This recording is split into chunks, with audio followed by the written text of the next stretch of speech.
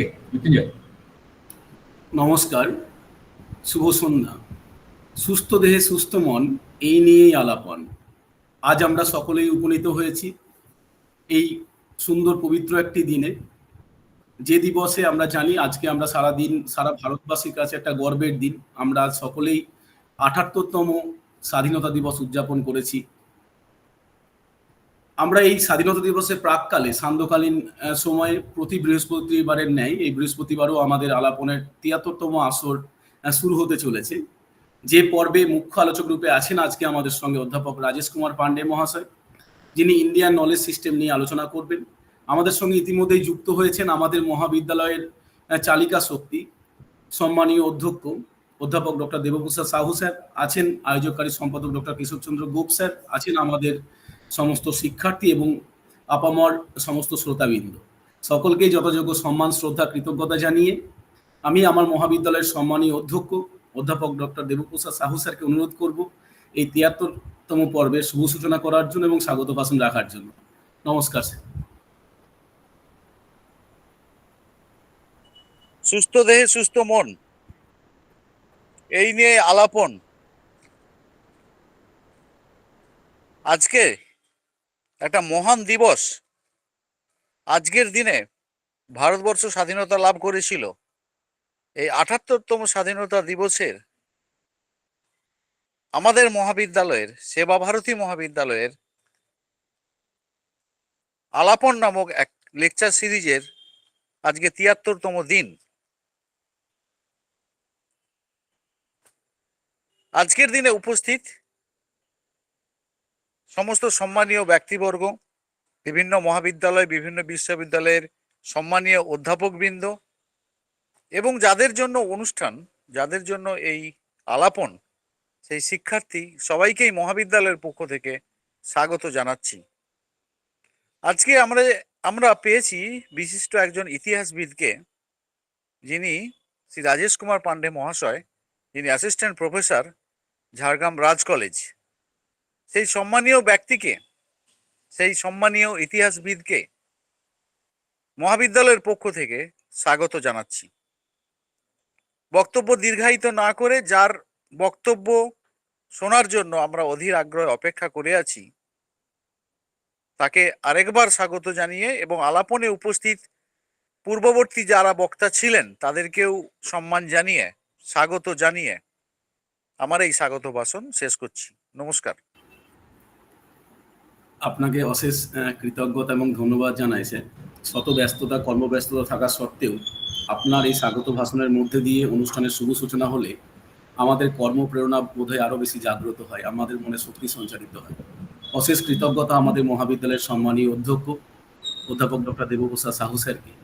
এরপর আমরা একদম অনুষ্ঠানের শুরুর দিকে চলে যাব, যিনি আজকের আমাদের মুখ্য আলোচক, যিনি ইন্ডিয়ান নলেজ সিস্টেমস নিয়ে আমাদের সঙ্গে আজকে আমাদের সকলকে সমৃদ্ধ করবেন। তার সাথে পরিচয় করানোর জন্য আমি অনুরোধ করব আমাদের মহাবিদ্যালয়ের শারীরশিক্ষা বিভাগের অধ্যাপক ডক্টর কেশবচন্দ্র গোপ মহাশয়কে। Keshab sir, please. নমস্কার, ধন্যবাদ মৃত্যুঞ্জয় স্যার। আমাদের পরম সৌভাগ্য এবং ব্যক্তিগত আমারই একটি ছোট্ট ভুলে আমরা খুব কম সময়ে, বলতে গেলে আগামীকাল রাত্রি ৮টার সময় রাজেশবাবুর কাছে পৌঁছাই এবং আগ্রহ করি যে স্যার এরকম একটা সমস্যা হয়েছে টেকনিক্যালি, এবং উনি ৮টার সময় কনফার্ম করেছেন এবং একই ফোনে এত কম সময়ে যে উনি আমাদেরকে ইনভাইটেশন স্বীকার করেছেন, এই জন্য ওনাকে অসংখ্য ধন্যবাদ জানাচ্ছি আমাদের মহাবিদ্যালয়ের পক্ষ থেকে এবং সুস্থ দেহে সুস্থ মন এই নিয়ে আলাপন এই ছোট্ট প্রোগ্রামের পক্ষ থেকে। আমরা এর থেকেই বুঝতে পারি স্যারের সম্পর্কে যে কতটা পরোপকারী বা কতটা দরদি হলে খুব কম সময়ের মধ্যে এইরকম আমন্ত্রণ স্বীকার করেন।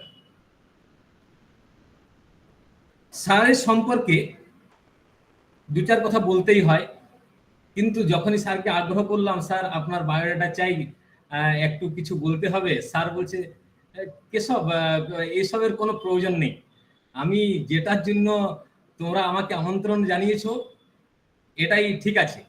তবু আজকের দিনে স্যার রাজেশ কুমার পান্ডে মহাশয় সহায়ক অধ্যাপক হিসেবে কয়েক বছর ধরে ঝাড়গ্রাম রাজ কলেজে ইতিহাস বিভাগে অধ্যাপনা করে চলেছেন। উনি ইউনিভার্সিটি গ্র্যান্ড কমিশন দ্বারা স্বীকৃত master trainer in Indian knowledge system, এটার উপর সারা ভারতবর্ষের প্রায় 10,000 অধ্যাপককে এই বিষয়টির উপর আগামী দিনে ট্রেন করার যে এক পরিকল্পনা ভারত সরকার নিয়েছে, সেখানে উনি নিজেকে নিয়োজিত করেছেন। এবং এই বিষয়টি আমাদের এনইপি 2020 শুরু হওয়ার পর সিলেবাসের মধ্যে অন্তর্ভুক্ত হয়েছে, যার জন্য আমাদের সমস্ত শিক্ষার্থী নয়, আমাদের শিক্ষকদেরও এই বিষয়টি জানার খুবই প্রয়োজনীয়তা আছে বলে আমি মনে করি। স্যারের সম্পর্কে বিশেষ কিছু আর না বলে, স্যারের যে বিষয় ইন্ডিয়ান নলেজ সিস্টেম, সেই বিষয়ে আমরা শোনার জন্য দীর্ঘ অপেক্ষারত। তার আগেই আজ যেহেতু আমাদের স্বাধীনতা দিবস, সেই প্রাক্কালে উপস্থিত হয়েছি, তাই একটি দেশাত্মবোধক গান আমি করব, তারপরেই স্যারের বিশদ বিষয়ে আলোচনা করবেন ইন্ডিয়ান নলেজ সিস্টেম। যদিও আমি গান করা প্রায় ভুলে গেছি, 18 বছর আগে ছাড়া, তবু আজ সকাল থেকে পড়ে আছি, না শুরু করতে হবে, থেমে থাকলে চলবে না।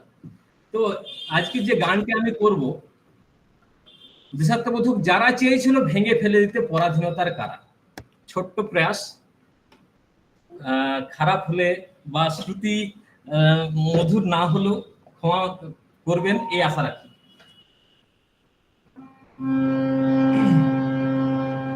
যারা চেয়েছিল ভেঙে ফেলে দিতে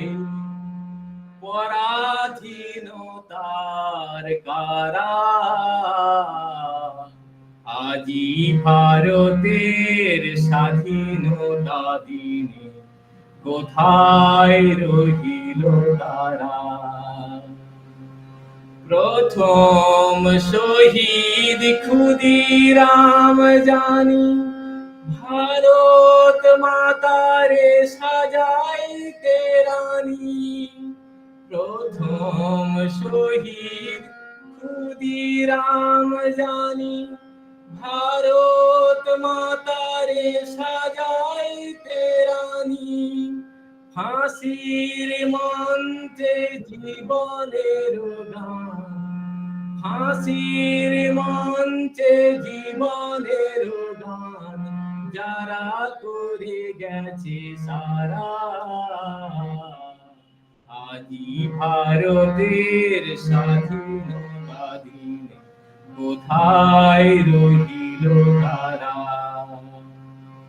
তিলে তিলে জানি অনাহারে হায় যতীন দাসের প্রাণ, ভারত মাতার মুক্তি লাগিয়া কারাগারে অবসান।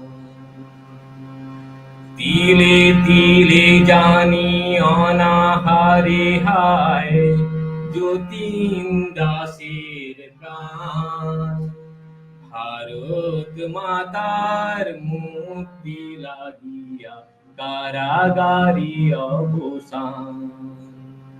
দেশ বন্ধু দেশের লাগিয়া চলে গেছে হায় সকলে তো জিয়া, কোটি কোটি নর নারী রে দেখায়, কোটি কোটি নর নারী রে দেখায় নূতন পথের ধারা। আজি ভারতের স্বাধীনতা দিনে কোথায় রহিল তারা। কোথা বঙ্কিম বিবেকানন্দ, কোথায় বিশ্বকবি, দরদি শরৎচন্দ্র সুভাষ সকলি গেছে কি চলি। তবু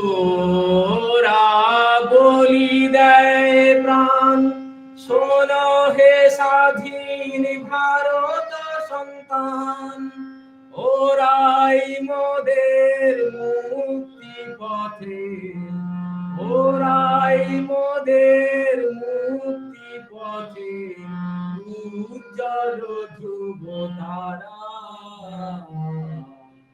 আজি ভারতের স্বাধীনতা দিন কোথায় রইল তারা, যারা চেয়েছিল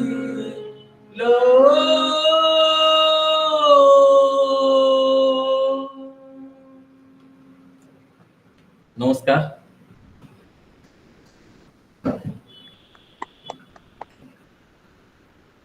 স্যারকে এবার অনুরোধ করব ওনার বিষয়ে দীর্ঘায়িতভাবে আলোকপাত করার জন্য।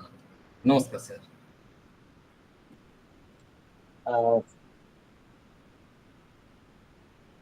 ज्ञानतिमिरान्धस्य ज्ञानाञ्जनशलाकया चक्षुरुन्मीलितं येन तस्मै श्रीगुरवे नमः। सेवा भारती महाविद्यालয়ের principal sir doctor Debprasad Sahu মহাশয়, এই একটু আগেই মানে কেশবদা, আমি কেশবদা বলি, ডক্টর কেশবচন্দ্র গোপ, তার সাথে পরিচয়টা আমার এখানে একটু অন্যরকম ভাবেই হয়েছে, যদিও আমরা একটা কলেজ থেকে পড়েছি। তো যাই হোক, আমি সেবা ভারতী মহাবিদ্যালয়ের প্রিন্সিপাল স্যারকে ধন্যবাদ জানি, ডক্টর কেশবচন্দ্র গোপকেও ধন্যবাদ জানাচ্ছি এই সুযোগটা দেওয়ার জন্য। সাথে সেবা ভারতী মহাবিদ্যালয়ের শিক্ষক ডক্টর মৃত্যুঞ্জয় দাস মহাশয়, তাকেও আমি ধন্যবাদ জানাই, এবং আপনাদের কলেজের সমস্ত ব্যক্তি যারা এই প্রচেষ্টার সাথে যুক্ত আছে তাদেরকে প্রথমে আমি ধন্যবাদ জানাই। আজকে একটি বিশেষ দিন, স্বাধীনতা দিবস, ৭৮তম স্বাধীনতা দিবস। সেই স্বাধীনতা দিবস উপলক্ষে সবাইকে শুভেচ্ছা। আমাদের দেশ আরো এগিয়ে যাক, আরো ভালো হোক, এই আশা নিয়ে আমরা বাঁচি। এবং কেশব বাবু যে 18 বছর পরে যে গান করলেন, আমার তো মনে হলো না সেটা। কেশব বাবু মনে হয় নিয়মিত গায়ক আর কি, এত সুন্দর গান গান। এখন আমি যখন কালকে বিষয়টা পেলাম, তখন মানে আমি বিষয়টা নিয়ে পড়াশোনা করছি। আমি এটার এক্সপার্ট আমি সেটাও বলতে চাই না, আমি এটার একজন ছাত্র মাত্র। তো সেই ছাত্র হিসাবে যখন হঠাৎ করে অ্যাসাইনমেন্ট পেয়ে গেলাম যে আমাকে কালকে কিছু বলতে হবে, তখন সব কিছু যেন মানে ঘেটে যাচ্ছিল যে কোথায় শুরু করব না। তারপরে আমি দেখলাম কেশব বাবু পাঠালেন আমাকে ওই আলাপনের যে লোগোটা। আচ্ছা, আমার কথা যদি না শোনা যায় আমাকে একটু জানাবে। তো সেটা দেখেই যখন দেখলাম তার যে কথাটা লেখা আছে উপরে, সুস্থ দেহে সুস্থ মন, এই নিয়ে আলাপন, আমি আমার স্বল্প বুদ্ধিকে যতটুকু বুঝেছি ইন্ডিয়ান নলেজ সিস্টেমসকে বা ভারতীয় জ্ঞান পরম্পরাকে, তাকে সংক্ষিপ্তকরণ এত সহজে 3-4টে শব্দে আপনারা ইতিমধ্যেই করে ফেলেছেন। তাই আমি যদি বলি যে ইন্ডিয়ান নলেজ সিস্টেম আসলে সুস্থ দেহে সুস্থ মন নিয়ে বেঁচে থাকার জন্যই আমাদের মধ্যে যে আলাপ দরকার, সেটাই কিন্তু ইন্ডিয়ান নলেজ সিস্টেম। আমাদের সাথে যে ছাত্রছাত্রীরা আছেন এবং অন্যান্য সম্মানীয় শিক্ষক এবং যারা উপস্থিত আছেন, তাদের সবাইকে ধন্যবাদ। প্রথমেই ধন্যবাদ দেব, তারা এই আজকের মতো গুরুত্বপূর্ণ দিনের সময় করে লেকচার শুনতে এসেছে। আমরা ডাইরেক্টলি এরপরে একটু যাই যে বিষয়টা কি। এখন এই যে দেখুন, এটা দেখতে পাচ্ছেন, অনেকে হয়তো চেনেন যে এটা বৃহদীশ্বর টেম্পল, বৃহদীশ্বর মন্দির। এখন ভারতবর্ষে এরকম মন্দির অনেক হয়েছে। আমরা ইতিহাসে যারা পড়ি বা অন্যান্য সাবজেক্টেও যখন আমরা পড়ি, ও একটা মন্দির থাকবে, তার একটা দেবতা থাকবে, মুখ্য দেবতা, তার সাথে আরো অনেক দেবতা দেবী থাকবেন, সেখানে পূজা আর্চা হবে, তার একটা ব্যাপার থাকবে। কিন্তু আমরা একটু যদি অন্যভাবে বিষয়টাকে দেখি, তাহলে কিন্তু এর মধ্যে ইন্ডিয়ান নলেজ সিস্টেমসের অনেকগুলো আসপেক্ট লুকিয়ে আছে। এখন এই যে ছবিটা আছে, একটু শুধু আমি সবাইকে অনুরোধ করব যে আপনারা একটু ভেবে দেখুন যে পাথর কেটে, কাগজে নয়, মাটিতে নয়, পাথর কেটে তৈরি মন্দির, এরকম আরো অনেকগুলো জিনিস আছে। এইটা দেখুন, এখানে দেখতে পাচ্ছেন এই যে ছবিটা, একটা তরবারি দেওয়া হচ্ছে, ঠিক আছে? এটা একটা পেন্টিং, একটা ড্রয়িং, যেটাতে কিং পুরু ইন্ডিয়ার, যখন আলেকজান্ডার ভারত আক্রমণ করেছিলেন, তখন আলেকজান্ডারকে গিফট হিসাবে দিয়েছিলেন। এটা সেই বিখ্যাত দামাস্কাস সোর্ড। তার পেছনে দেখুন একজন ব্যক্তি একটা বাক্স বাক্স নিয়ে আছে। এই ছবিটা একটু ধ্যান দিয়ে দেখুন। এই ছবিতে এই বাক্সটা কিন্তু সোনার বাক্স, এবং সেই সোনার বাক্সের ভিতরে আছে স্টিল। এখন বিষয়টা ভাবুন, আমরা এখন করি স্টিলের বাক্সে সোনা রাখি, কিন্তু কি এমন স্টিল এখানে আছে যে স্টিলটাকে রাখা হয়েছে এবং দেওয়া হচ্ছে সোনার পাত্রের, সোনার বাক্সের মধ্যে? এখন এটাও আপনাদের চিন্তা ভাবনার জন্য ছাড়লাম, আমরা এর উত্তর শেষের দিকে খোঁজার চেষ্টা করব।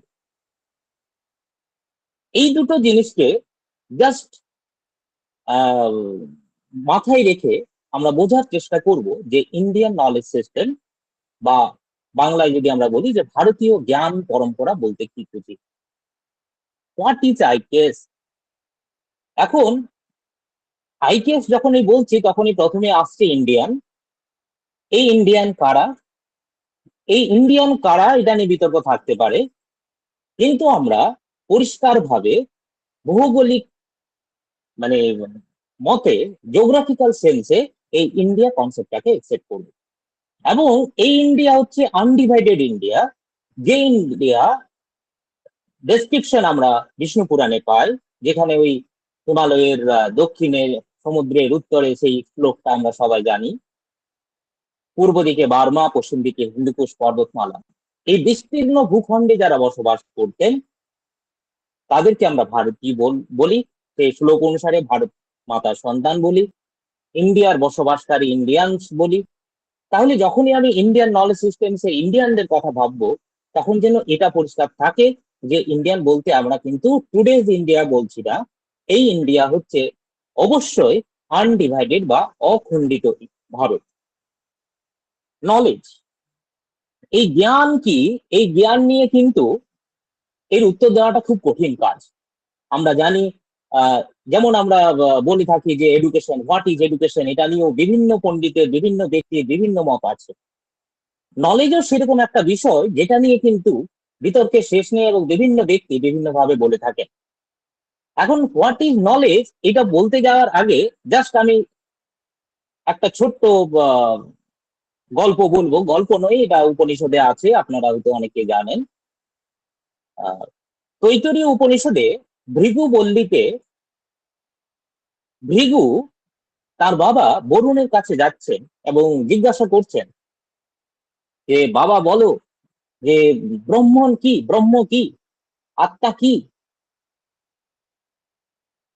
তা বাবা একটা মোটামুটি উত্তর দেওয়ার চেষ্টা করছেন, কিন্তু তারপরে বলছেন যে ব্রহ্ম কি, এটা উত্তর তো আমি বলছি যে ব্রহ্ম যেখানে সবকিছুর সূত্রপাত হয়, যেখানে সবকিছুর সমাপ্তি ঘটে, সেটাই ব্রহ্ম। কিন্তু এটাও আবার সব নয় কিন্তু, তাই তুমি জানবে কি করে? যাও তপস্যা কর।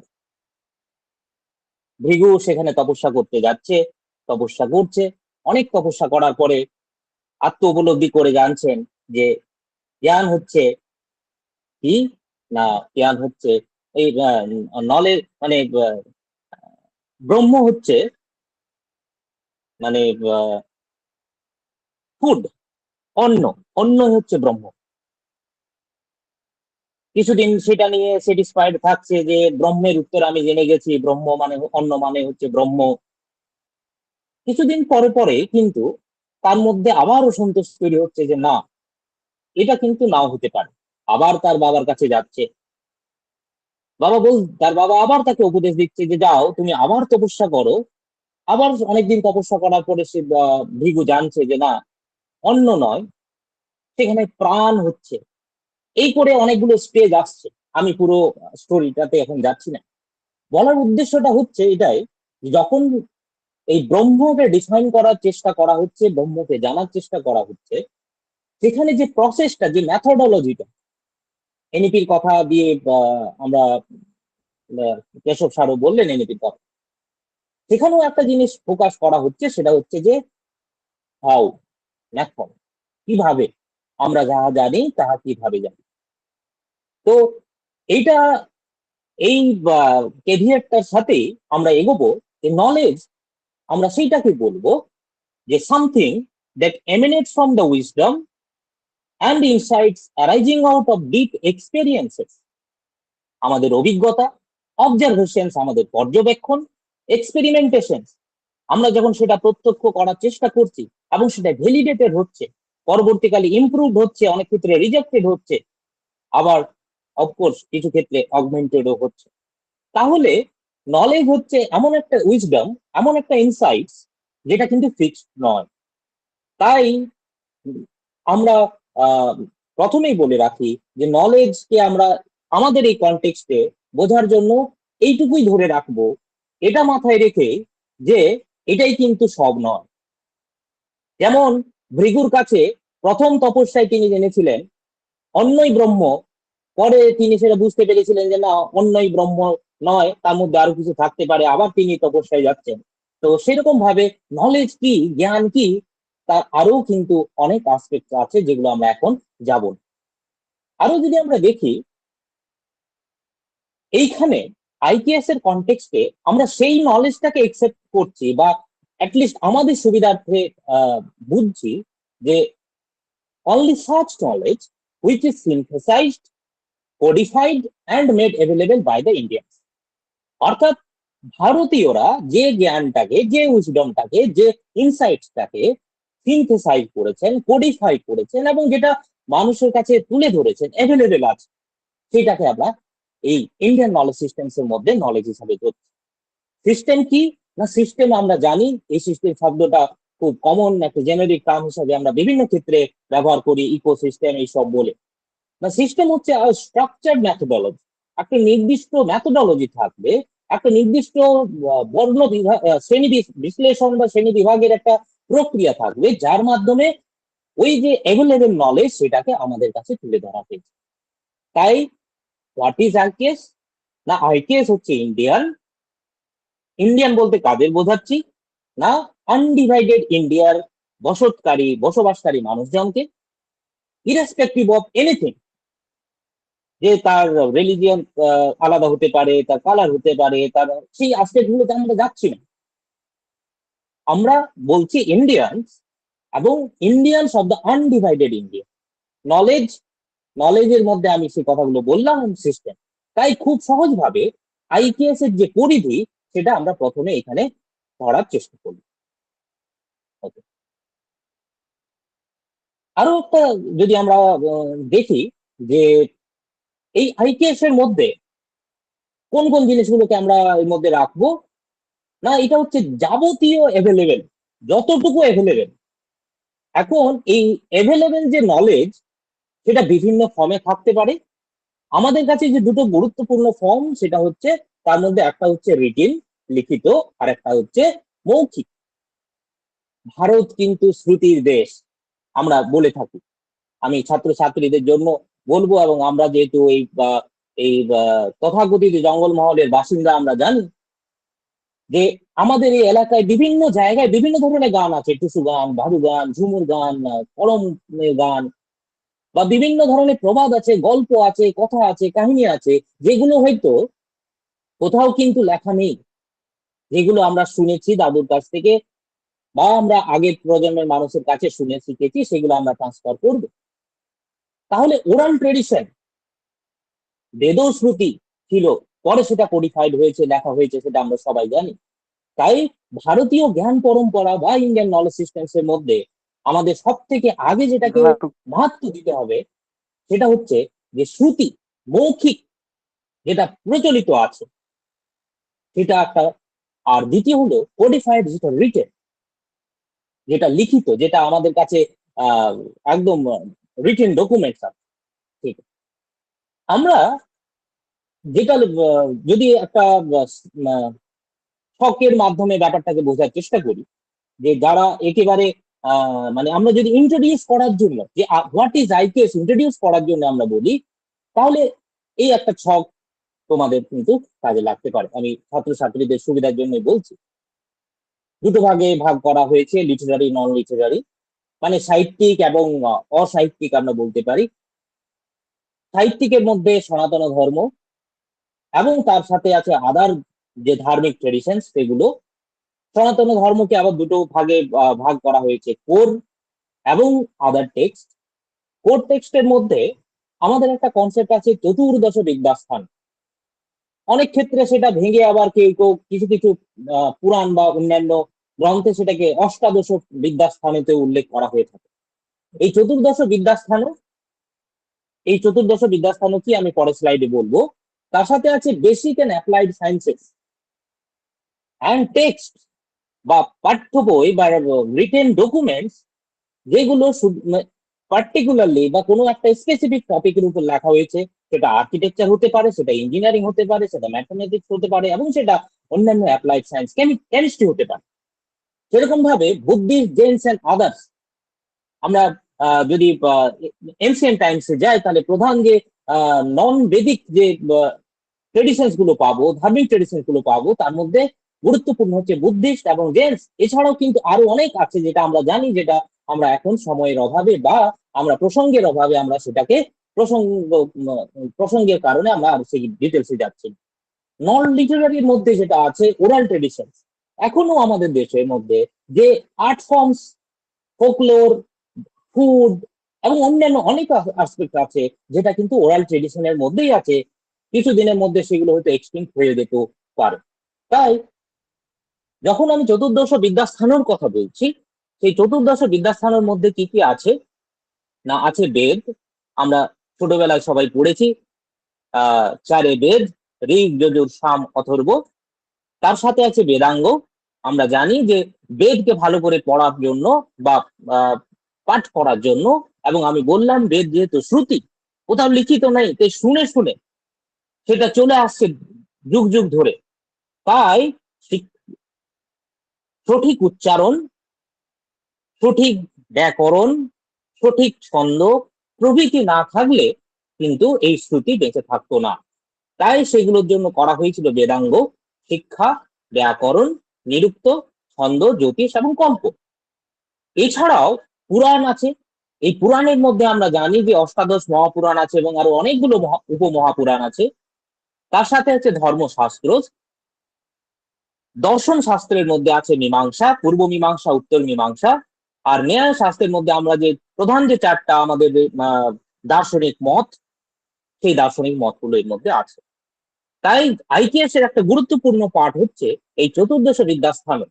এবং আমি জাস্ট এদের নামগুলো বলে গেলাম। এক একটা টেক্সট কিন্তু অনেক বড়। আমরা জানি যে এক একটা টেক্সটের মধ্যে কিন্তু কয়েক হাজার মন্ত্র আছে। তো সেগুলোতে আমি ডিটেলসে আমি যাবো না। তারপরে যে নন লিটারারি আমি যেগুলো বলছিলাম, যেগুলো নন কোর টেক্সট বা টেক্সট অন অ্যাপ্লাইড সায়েন্সেস বা অ্যাপ্লাইড, মানে আমরা একটা টার্ম ইউজ করি বা করা হয় এই ইন্ডিয়ান নলেজ সিস্টেম এরিয়াতে, লৌকিক প্রয়োজন, যেগুলো মানুষের কাজে লাগে, ব্যবহারিক কাজে লাগে। তার মধ্যে এইটা কিন্তু একটা সিম্পল, জাস্ট আ সিম্পল চুল বা সূত্র আমরা নাম শুনে থাকতে পারি। এটা ম্যাথামেটিক্স এবং অ্যাস্ট্রোনমি একটা বহু পুরানো ভারতের গ্রন্থ। অষ্টাধ্যায়ী পাণিনির লেখা, সম্ভবত পৃথিবীর সব থেকে প্রাচীনতম ব্যাকরণ গ্রন্থ। নাট্যশাস্ত্র, আর্ট ফর্মস, অর্থশাস্ত্র আমরা অনেকে হয়তো জানি, পাবলিক অ্যাডমিনিস্ট্রেশন। রসরত্ন করো, অ্যালকেমি, কেমিস্ট্রি, কেমিক্যাল সায়েন্সে। চরক সংগীতা, সুশ্রুত সংগীত আমরা নাম জানি, অনেকেই হয়তো শুনেছ। সেখানে আছে মেনলি ওয়েলনেস, যেটাকে আমরা বলি মেডিসিনস অ্যান্ড আদার্স, আয়ুর্বেদিক ট্রিটমেন্টের অনেক কিছু জিনিসপত্র। আর্যভট্টীয়, আর্য সিদ্ধান্ত, অ্যাস্ট্রোনমি, ম্যাথামেটিক্স। নাট্য ময়ামত, যেটা আর্কিটেকচার, কিরকম আছে নারদ শিল্প শাস্ত্র, যেটা আর্কিটেকচার বা আইকনোগ্রাফি। যুক্তি কল্পতরু, শিপ বিল্ডিং অর্থাৎ জাহাজ নির্মাণের নিয়ে ওইখানে বলা হচ্ছে। রসরত্ন সমুচ্চয়, এটাও অল্পের। এছাড়া কৃষি পদ্ধতি বা কৃষি পরাশর, পরাশর মানে যেটা মানে বললে উত্তক্তি হবে না যে সমগ্র বিশ্বের মধ্যে যদি প্রাচীনতম টেক্সট গুলো খোঁজা হয়, পার্টিকুলারলি কৃষির উপর লেখা হয়েছে, তার মধ্যে একটা হচ্ছে কৃষি পরাশর। এছাড়াও কাশ্যপীয় কৃষি চুক্তি আছে, এগুলো এগ্রিকালচারের উপর, কৃষি কাজ কেমন ভাবে করতো, কিভাবে করতে হয়, তার রেইনফল কিভাবে মেজার করতে হয়, সমস্ত কিছু এখানে কিন্তু আছে। এছাড়াও আর বৃক্ষ আয়ুর্বেদ আছে এবং আরো অনেক কিছু জিনিস আছে। তাই এটা একটা সিম্পলের মাধ্যমে আমি যেটা বোঝাতে চাইছি, যে যখন আমি ইন্ডিয়ান নলেজ সিস্টেম বলছি, তার মধ্যে যে রিপোজিটরি বা যে সম্পদটা আছে, সেই সম্পদটার একটা লিস্ট, একটা স্যাম্পল লিস্ট তোমাদের কাছে আমি তুলে ধরতে চাইছি, যে IKS includes all of these things. তাই ইনিশিয়ালি আমরা আলোচনা করলাম যে হোয়াট ইজ IKS, খুব ব্রিফ আলোচনা করলাম। এরপরে প্রশ্নটা আসতে পারে যে কেন IKS পড়বো, কেন IKS বা ইন্ডিয়ান নলেজ সিস্টেম আমাদের কেন দরকার? এর উত্তরটাও কিন্তু মাল্টিপল অ্যাঙ্গেল থেকে দেওয়া যেতে পারে। এখন আমি যদি জিজ্ঞাসা করি যে তুমি তোমার সম্পর্কে 10 মিনিট বলো, যে কোনো ছাত্রকে বা ছাত্রীকে যদি জিজ্ঞাসা করি, তাহলে আহ অনেকেই মানে ছাত্রছাত্রীকে না, আমরাও থতমত খেয়ে যাই, এবং সেটা কিন্তু আমাদের একটা উইকনেস। তাই আমাদের পার্সোনাল ডেভেলপমেন্ট, উন্নতির জন্য, ব্যক্তি স্তরেও আমাদের জানার জন্য, আমাদের উন্নতির জন্য, যে আমি কি পারি কি পারি না, কোনটা আমাকে শিখতে হবে, কোনটা আমাকে আরো উন্নত করতে হবে, সেটা করার জন্য আমাদের দরকার যেটা হচ্ছে we have to know ourself, আমাদেরকে জানতে হবে। একটা নেশন বা একটা দেশ বা একটা সমাজের ক্ষেত্রেও কিন্তু সেই কথাটা পাবে, যে ইন্ডিয়া কি ছিল, ইন্ডিয়ার উইকনেস কোথায়, ইন্ডিয়ার স্ট্রেংথ কোথায়, এইটা যতক্ষণ না আমরা জানছি, ততক্ষণ পর্যন্ত আমরা কিন্তু যেমন ব্যক্তি জীবনে এগোতে পারি না, রাষ্ট্র জীবন হোক বা সমাজ জীবন হোক, সেক্ষেত্রেও কিন্তু আমরা এগোতে পারবো না। তাই IKS help us to know our country better. এই ভারতীয় জ্ঞান পরম্পরা আমাদের ভারতকে চেনাতে শেখাবে, অনেকটা জানতে শেখাবে যে ভারতের কি দুর্বলতা রয়েছে, ভারতের কি সবলতা রয়েছে, ভারত আগে কেমন ছিল, এখন কেমন হয়েছে। এবং এটা মনে রাখ, আমি যখন আগে এবং পরের কথা বারবার বলছি, এটা অনেকেরই হয়তো লাগতে পারে যে এই তো শুধু ইতিহাসের কথা বলে যাচ্ছে। এটা কিন্তু শুধু হিস্ট্রি নয়, জ্ঞান পরম্পরা, এটা কিন্তু লিভিং ট্রেডিশন, এবং এটা কিন্তু জীবন্ত একটা প্রসেস, যার মধ্য দিয়ে আমাদের সমাজ বা আমাদের দেশ পরিচালিত হয়ে চলেছে।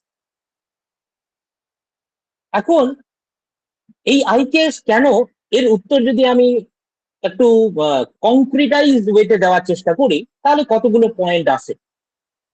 যে তার মধ্যে অবশ্যই যেটা আমি প্রথমে বললাম, যে আমাদেরকে বুঝতে হবে, আমাদের দেশের জন্য, ইন্ডিয়াকে বোঝার জন্য ইন্ডিয়ান নলেজ সিস্টেমকে বুঝতে হবে। এটা কি করবে না, এটা আমাদের যেটা স্ট্রেংথ, আমরা সবাই জানি বৈচিত্র্যের মধ্যে একতা, ইউনিটি এন্ড ডাইভার্সিটি, এটা কিন্তু শুধু কথার কথা নয়। আজকের দিনে এবং আগেও এই বৈচিত্র্য অনেক জায়গায় বিচ্ছিন্নতাবাদের কারণ হয়ে দাঁড়িয়েছে। কিন্তু ভারত শুধু আজকে নয়, কিন্তু আমি যদি বলি, মানে কম করে যদি বলি, 2000 বছরেরও বেশি ইতিহাস আছে, যে সময় ধরে এই বৈচিত্র্যতা বেঁচে রয়েছে। তাই ইউনিটি এন্ড ডাইভার্সিটি, আমরা যদি IKS জানি, তাহলে এই IKS actually celebrates unity and diversity. তারপরে আছে সাস্টেনেবিলিটি। আমরা অনেকে জানি যে এখন সাস্টেনেবল ডেভেলপমেন্ট গোলের যুগ চলছে।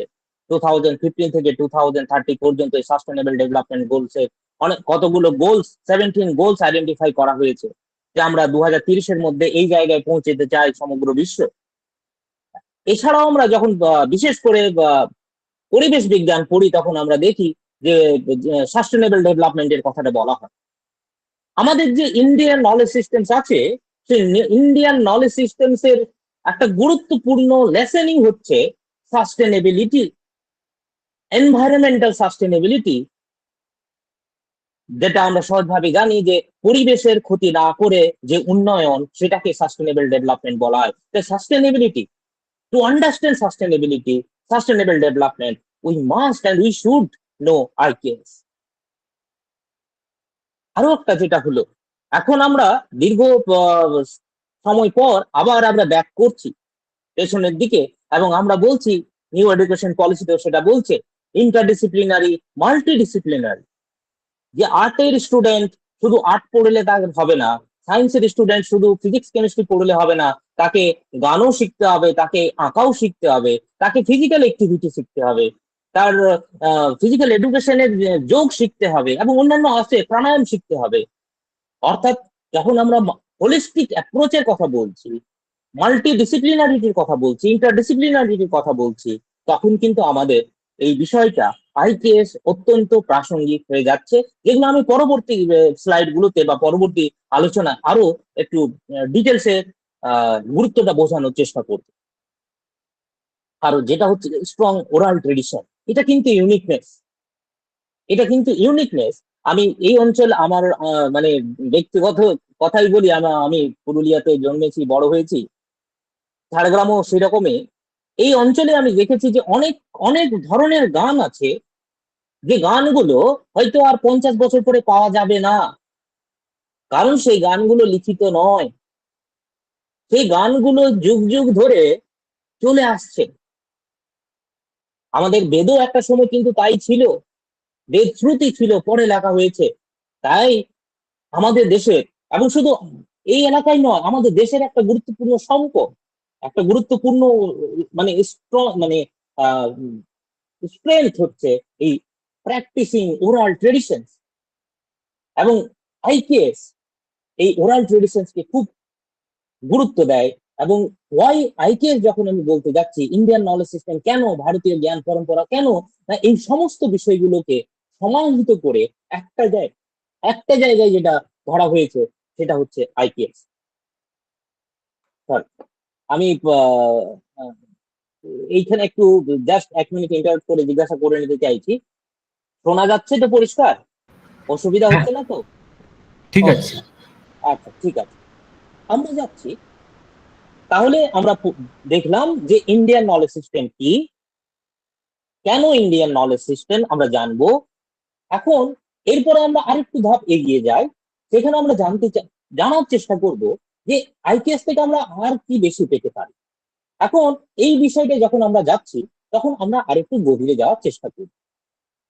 আমি SDGর কথা একটু আগে বললাম, যে সাস্টেনেবল ডেভেলপমেন্ট গোল যে আছে, তার মধ্যে SDG 4 সেটা এডুকেশন রিলেটেড, এবং সেখানে বলছে education should aim to ensure inclusive and equitable education and promote lifelong learning opportunities for all. আপনারা অনেকে হয়তো জানেন, ছাত্রছাত্রীরাও জানো, যে আমরা সবাই, বিশেষ করে যারা পশ্চিমবঙ্গের সন্তান, সবাই জানি যে রামকৃষ্ণের সেই বিখ্যাত উক্তি, যাবৎ বাঁচি তাবৎ শিখি। এই লাইফ লং লার্নিং কি, এবং অপরচুনিটিস ফর অল, এটার একটা আলাদা আছে, কিন্তু আমি সেই ইয়েতে পরে যাব।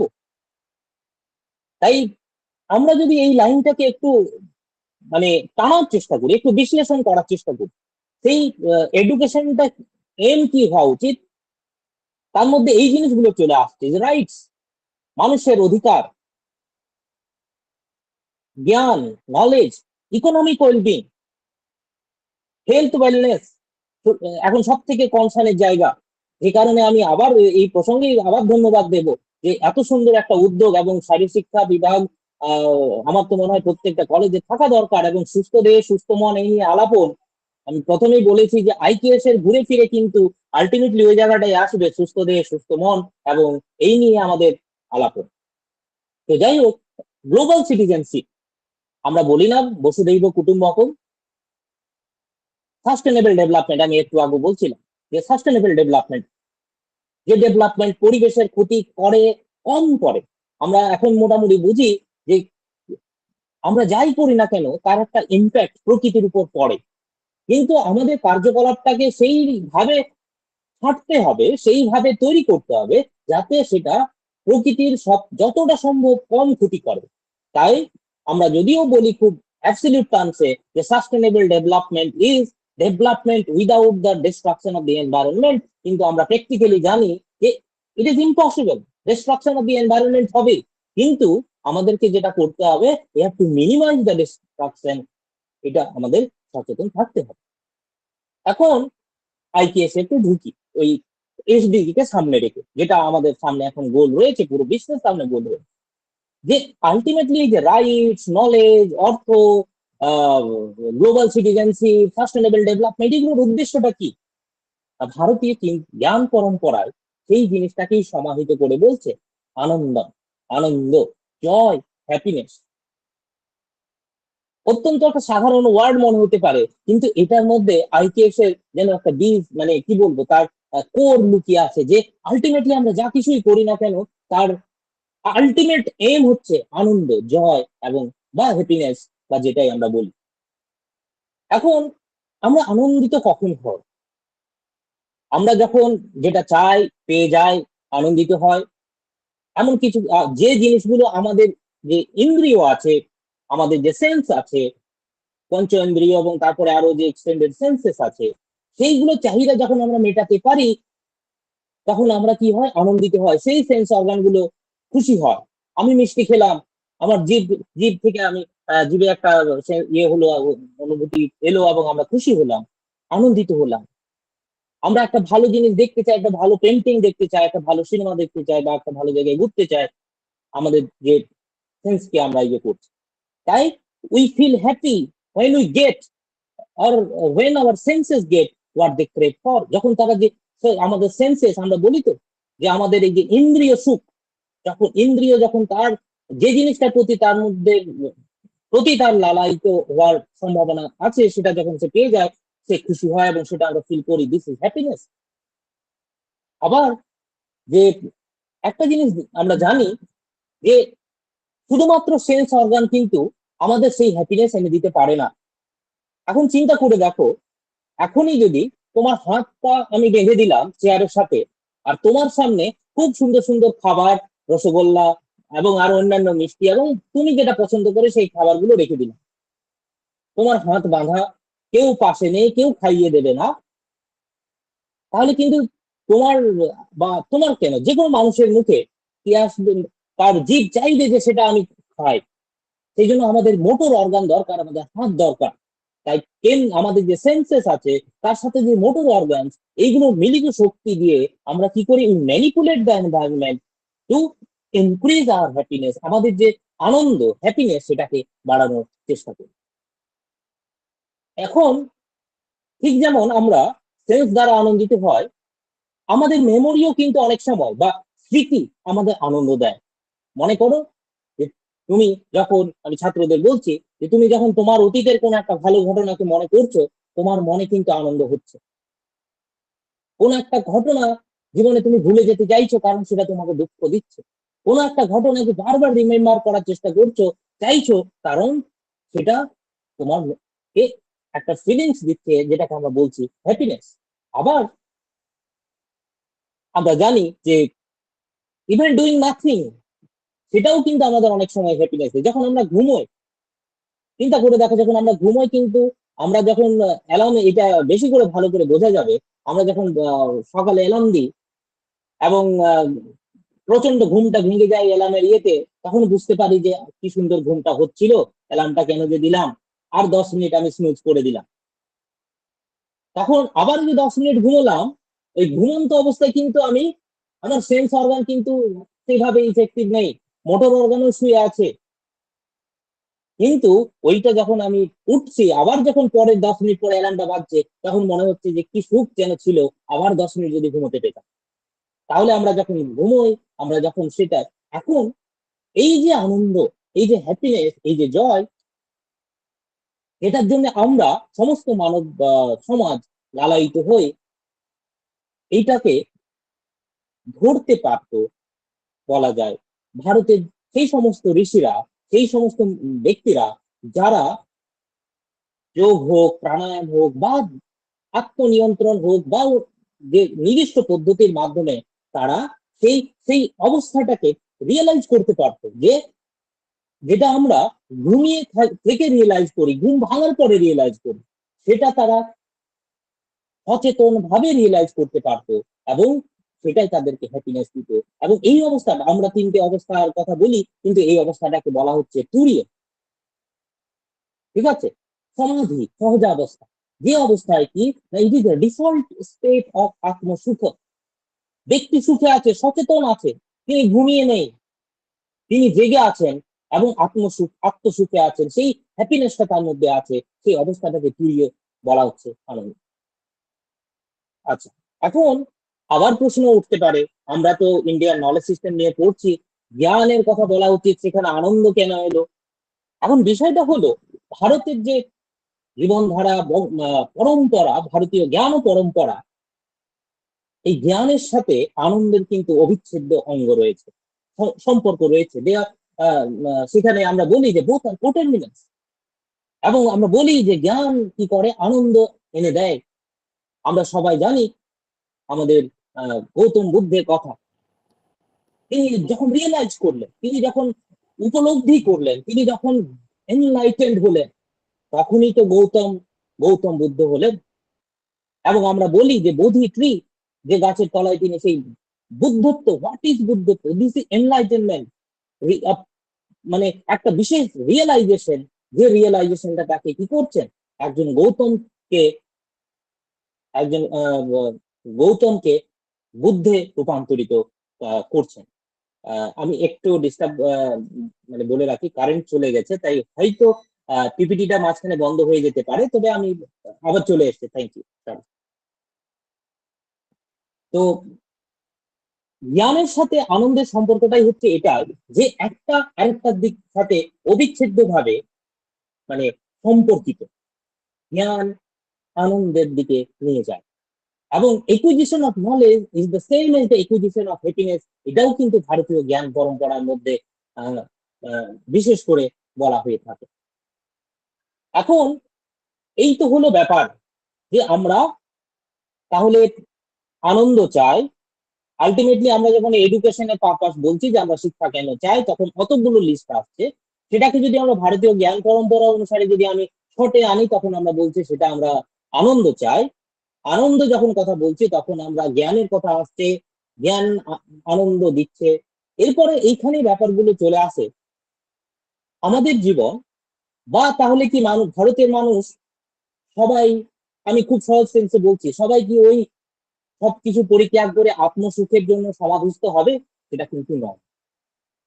এইখানেই বিষয়টা আসে ভোগ এবং যোগ। যোগের সাথে আমরা সবাই পরিচিত, ভোগের সাথে আমরা পরিচিত। চিন্তা করে দেখো স্টুডেন্টরাও, যে ভোগ এবং যোগ দুটো কিন্তু সম্পূর্ণ আলাদা প্রসেস। ভোগে তোমার কি করছে, তোমার সেন্সারি এনজয়মেন্ট, তোমার ইন্দ্রিয় সুখ, তোমার খেতে ইচ্ছা করছে, ভালো জিনিস খাচ্ছ, তোমার পড়তে ইচ্ছা করছে, ভালো জিনিস পড়ছো, তোমার ইন্দ্রিয় সুখ, সেন্সারি এনজয়মেন্টের জন্য যা কিছু করার দরকার তুমি করছো। আবার যোগ তোমাকে কি বলছে, তোমাকে সেন্সারি ডিটাচমেন্টের কথা বলছে, যে তুমি নিয়ন্ত্রণ করো। কন্ট্রাডিক্টরি না? পরস্পর বিরোধী না? এখন যখন এই বিরোধিতার কথা আসে, ডায়লেমার কথা আসে, কনফ্লিক্টের কথা আসে, তখন আসে ধর্ম। এই ধর্ম কি, সে নিয়েও আমি আসছি। তাহলে এই যে জীবনে বা এই যে সমাজের মধ্যে যে কন্ট্রাডিকশন গুলো ছিল, সেইগুলোকে অ্যাড্রেস করার জন্য মানুষ, আমি ইন্ডিয়ান নলেজ সিস্টেমস এর কথা বলছি, তাই ইন্ডিয়ানসদেরই কথা বলবো, যে তারা ভাবতে শুরু করলো যে কিভাবে কন্ট্রাডিকশন গুলোকে আমরা ডিল করবো, কিভাবে এগুলো আমরা সলিউশন বের করব। এবং তাদের কাছে ল্যাবরেটরি ছিল প্রকৃতির, নেচার। প্রকৃতির দিকে দেখলো, আমরা জানি প্রকৃতির মধ্যে এরকম হাজার হাজার কন্ট্রাডিকশন আছে। যে প্রকৃতি কি না, প্রকৃতি আবার হোয়াট ইজ নেচার? আমরা যদি খুব সহজ কথায় বলি, না, নেচার হচ্ছে মাল্টিপল সাইকেল, অনেকগুলো একটিভ সাইকেলস, একে অপরের সাথে ইন্টার কানেক্টেড সাইকেলস একসাথে কাজ করছে। ঘড়ির সেই ঘড়ি কোনোদিন খুলে থাকলে দেখবে যে অনেকগুলো চাকা একটার সাথে একটা লাগানো থাকে। অনেক যন্ত্র এরকম থাকে যে একটা চাকা বন্ধ হয়ে গেলে বাকিগুলো বন্ধ হয়ে যাবে। আমাদের প্রকৃতিটাও কিন্তু সেই রকম, যে প্রকৃতির মধ্যে অনেকগুলো একটি সাইকেল একে অপরের সাথে সম্পর্কিত আছে এবং সেই সাইকেল গুলো একটিভ আছে। আমরা ওয়াটার সাইকেলের কথা সবাই পড়েছি, সেরকম সিড সাইকেল আছে। সিড টু সিড, বীজ হচ্ছে, বীজ থেকে গাছ হচ্ছে, গাছ থেকে ফল হচ্ছে, ফল থেকে বীজ হচ্ছে, আবার বীজ থেকে গাছ হচ্ছে। এই যে সাইক্লিসিটি, তারা এই প্রকৃতির দিকে দেখলো এবং দেখে তারা চেষ্টা করলো এবং বোঝার চেষ্টা করলো যে কিভাবে আমরা বুঝবো, কিভাবে এই জীবনে কন্ট্রাডিকশন গুলোকে অ্যাড্রেস করবো। কারণ সবাই সমাধিস্থ হবে না, সবাই সেই ভোগ ত্যাগ করে যোগ সম্পূর্ণ যোগী হতে পারবে না। সেই ক্ষেত্রে আমরা যখন এই ক্রিয়েশনের কথাটা আসছে, তখন আমরা বলি, খুব পরিচিত শব্দ ঋগ্বেদেও আছে, ঋতম ঋতম সত্যমের কথা সেখানে বলা হয়। এটা কি না, এই ঋতম সত্যকে indicates that the creation is nothing but the emergence of a beautiful set of interrelated cycles in time and space। অর্থাৎ কতগুলো সাইকেলস একে অপরের সাথে কানেক্টেড আছে এবং সেগুলো কন্টিনিউয়াস চলছে। থেমে যাবে যেদিন, সেদিন প্রকৃতির সেই ভারসাম্য কিন্তু বিনষ্ট হতে পারে। তাই তারা বললেন যে এই যে জীবনে যে কন্ট্রাডিকশন গুলো আছে, সেই কন্ট্রাডিকশন গুলো যদি উত্তর আমি খুঁজতে চাই, জীবনকে কেমন ভাবে পরিচালিত করব, জীবন মানে লার্জার অর্থে আমি সমাজকে কেমন ভাবে পরিচালিত করব, সেখানে আসছে কনসেপ্ট অফ ধর্ম। That ensuring that the natural order of the nature is maintained। ধর্ম, আমরা জানি ধর্ম ধৃ থেকে আসে, তোমরা অনেকে জানো যে ধর্ম শব্দটার মানে, এর মানে হচ্ছে টু সাস্টেন, অর্থাৎ যেটা চলছে সেটাকে চলতে দাও, টু কন্টিনিউ স্পিডিলি, কোন জিনিসকে একটা পরিচালনা করা। তাই ধর্ম কি না, ধর্ম is that which sustains the order of Ritam সত্য। অর্থাৎ এই যে মাল্টিপল সাইকেলস এই প্রকৃতির মধ্যে কাজ করছে, যেগুলো আমাদের জীবনের সাথেও জড়িত, আমাদের জীবনকে প্রভাবিত করছে। দিন রাতের সাইকেল আমাদের জীবনকে প্রভাবিত করছে, ওয়াটার সাইকেল আমাদের জীবনকে প্রভাবিত করছে, আমরা যদি ঋতু সাইকেল দেখি, সিজনাল সাইকেল, সেটাও আমাদের জীবনকে প্রভাবিত করছে। অর্থাৎ নেচারে এরকম হয়তো হাজার হাজার সাইকেলস আছে, যেই সাইকেলস গুলো যেই ব্রেক করে যাবে, সেই কিন্তু তার প্রভাব আমাদের উপর নেগেটিভ ভাবে পড়বে। এখন এখানে আমি একটু প্রসঙ্গ থেকে বেরিয়ে যাব, আমার কাছে সময় আছে তো এখন আর কিছুটা? হ্যাঁ, হ্যাঁ, আচ্ছা, থ্যাংক ইউ। তো যেটা আমি বলতে চাইছি যে তাহলে ধর্ম কি, তারা আলোচনা করতে শুরু করলেন, বা মানে যারা ইন্ডিয়ান নলেজ সিস্টেমসে যা কিছু আমাদেরকে দিয়েছেন, যার ভিত্তিতে আমরা এই কথাগুলো বলছি। ধরো একটা গাছ লাগিয়েছো, সেই গাছের জল দেওয়াটা ধর্ম, ধরে নাও ওয়াটারিং আ প্লান্ট ইজ ধর্ম।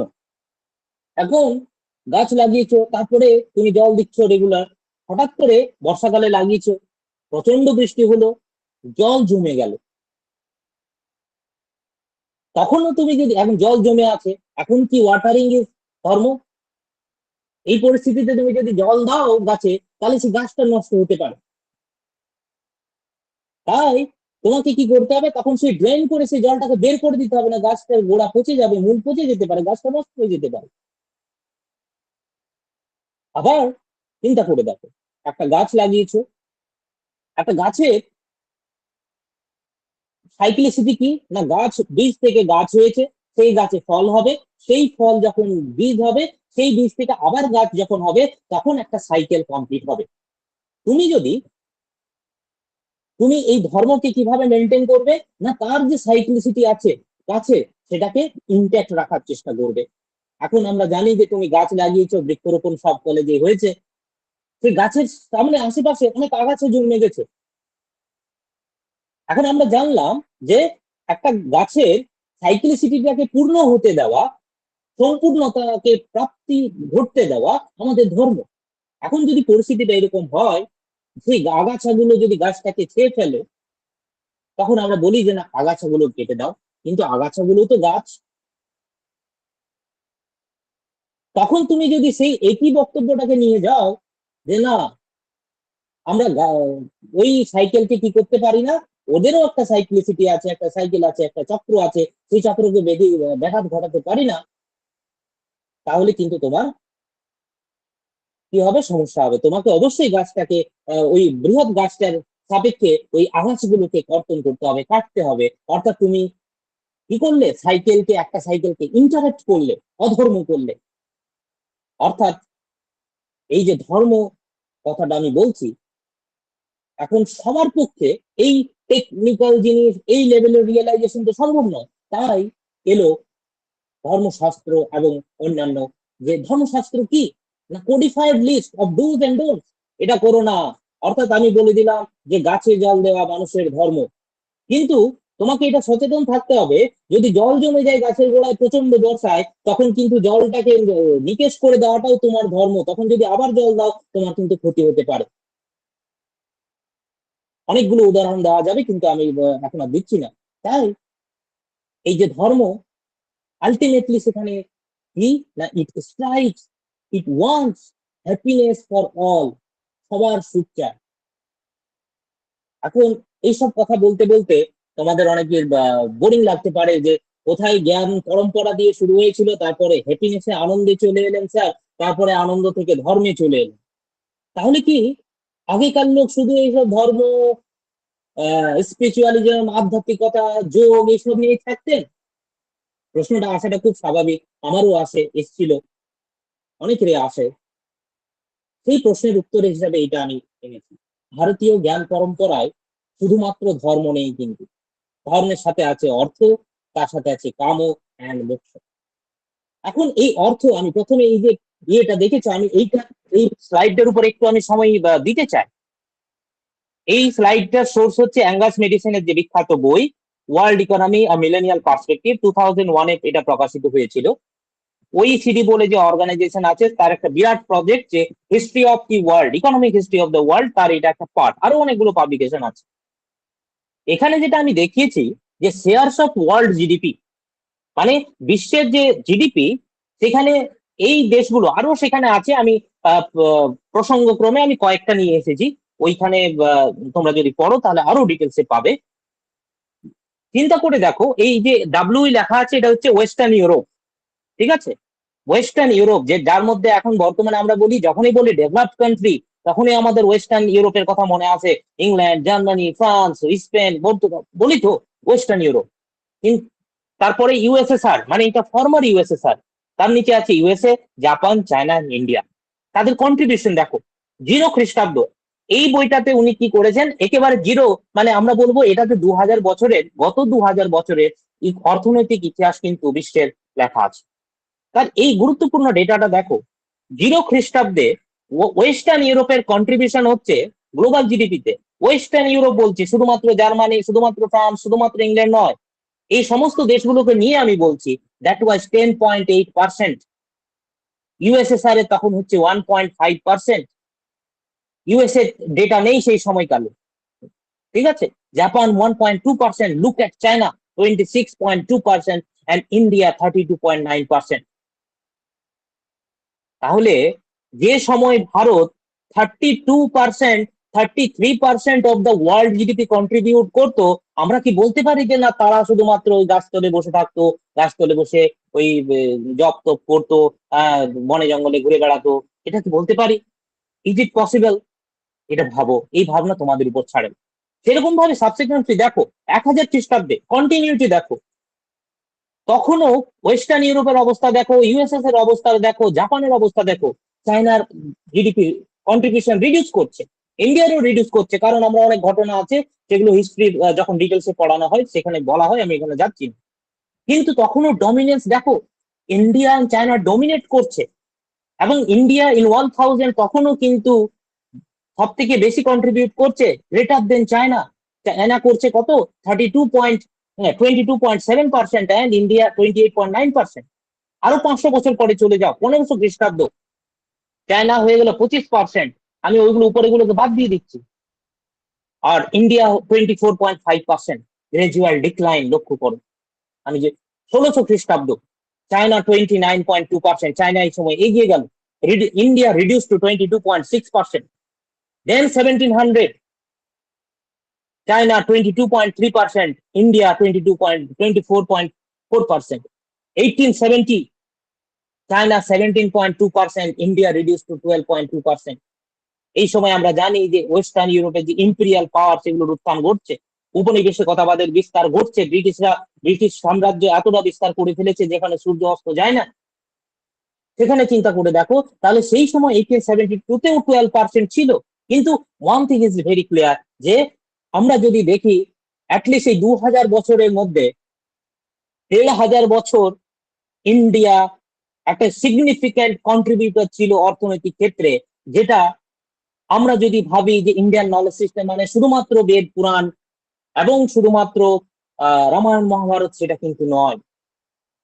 অর্থাৎ এই লেভেলের যে ইকোনমিক প্রোডাক্টিভিটি প্রোডাকশন এসেছিল, এটা অবশ্যই আরো অনেক বিষয় ছিল যেগুলো আমরা ওই যে বললাম আদার টেক্সট, সেগুলোতে কিছু কিছু রিফ্লেকশন পাচ্ছি। এবং আমরা তারপরে কি হলো সেটা অনেকেই জানি, 1998 এর ডেটাটা আছে সামনে, সেটা আর আমরা বলছি না, লজ্জা লাগবে। তাই কারো মনে যেন এটা ধারণা না তৈরি হয় যে ও আইকেএস ইন্ডিয়ার আগের মানুষ, তারা তো শুধু বেদ পুরাণ রামায়ণ মহাভারত এই সময় ব্যস্ত থাকতো না, তাদের অর্থনৈতিক কার্যকলাপ ব্যাপকভাবে হতো।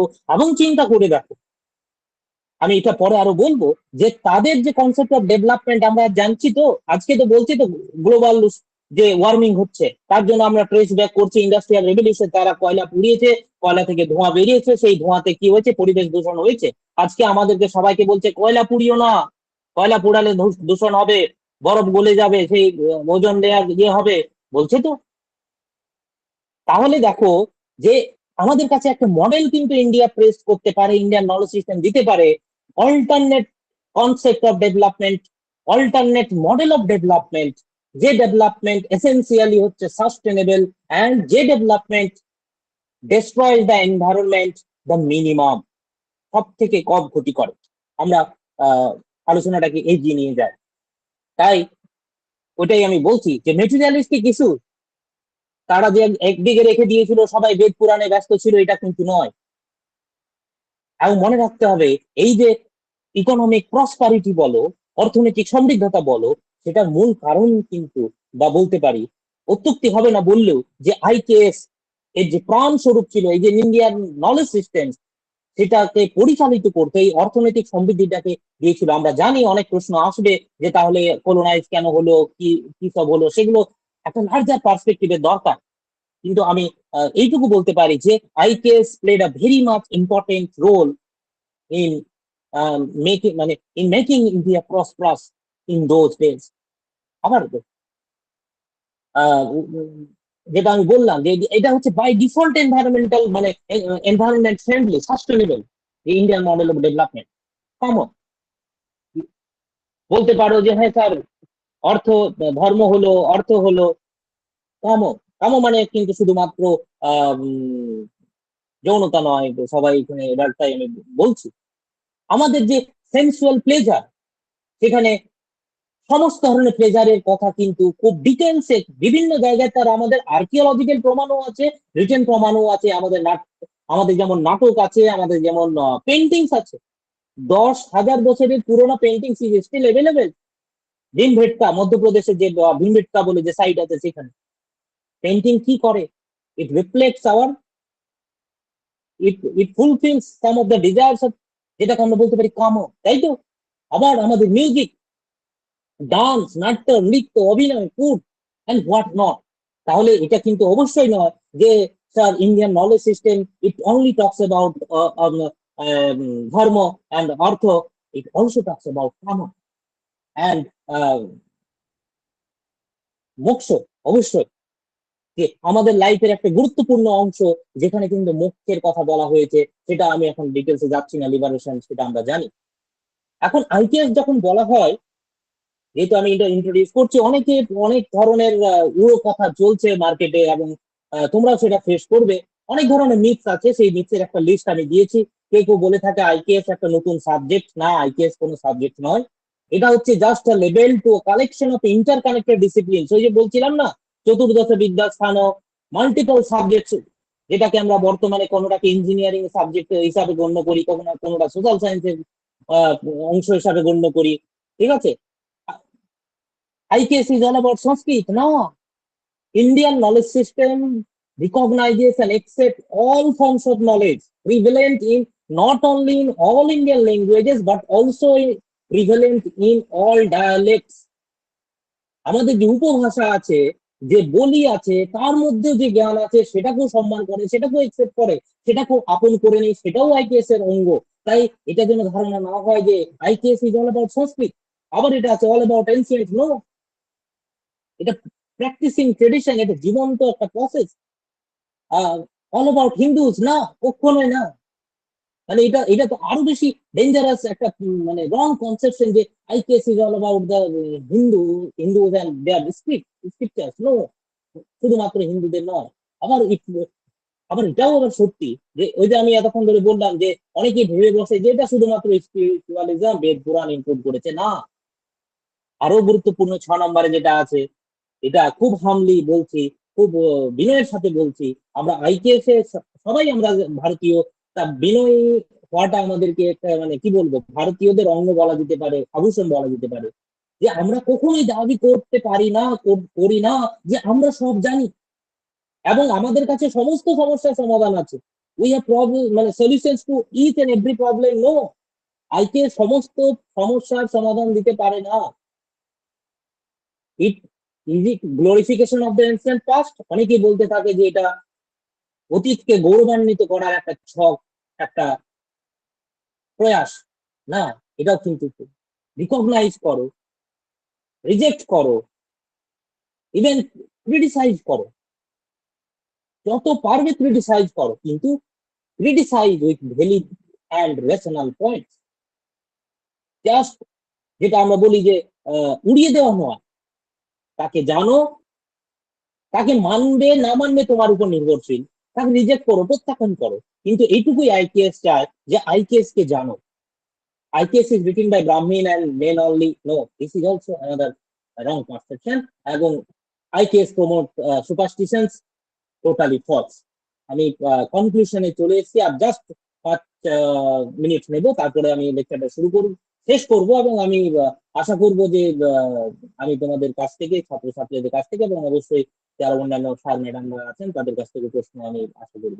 তো কনক্লুশনে যেটা বলতে চাই যে আইকেএস ইজ নট সুপ্রিমেসিস্ট, অর্থাৎ আমরা সব জানি বাকিরা কেউ কিছু জানে না, এটা কিন্তু নয়। আমরা অর্থাৎ আইকেএস অত্যন্ত বিনয়ের সাথে বলছে যে আমরা সব জানি না, আমরা অন্যান্য জ্ঞান পরম্পরা যেটা আছে তাকে সম্মান করি এবং তাকে স্বীকৃতি দিই। তাকে জানার চেষ্টা করতে হবে, শুধুমাত্র ইন্ডিয়ান নলেজ সিস্টেম জানলে হবে না। কিন্তু আবার এটাও নয় যে আমি ইন্ডিয়ান নলেজ সিস্টেম জানবো না আর অন্য নলেজ সিস্টেম জানবো। তাই কখনোই যেন এটা না মেসেজটা যায় কারো কাছে যে আইপিএস সব জানে, ভারতে সব সমস্যার সমাধান আছে আর বাকিগুলো সব খারাপ। না, এটা কিন্তু কখনোই নয়। আরো যেটা হলো, এটা ওই যে বললাম যে যে নন ইন্ডিক যে ট্রেডিশন আছে, নন ইন্ডিয়ান যে নলেজ ট্রেডিশন আছে, সেগুলোকে একসেপ্ট করে, সেগুলোকে সম্মান দেয়, সেগুলোকে জানে, সেগুলোকেও মানে ক্রিটিক্যালি একসেপ্ট করার কথা বলে।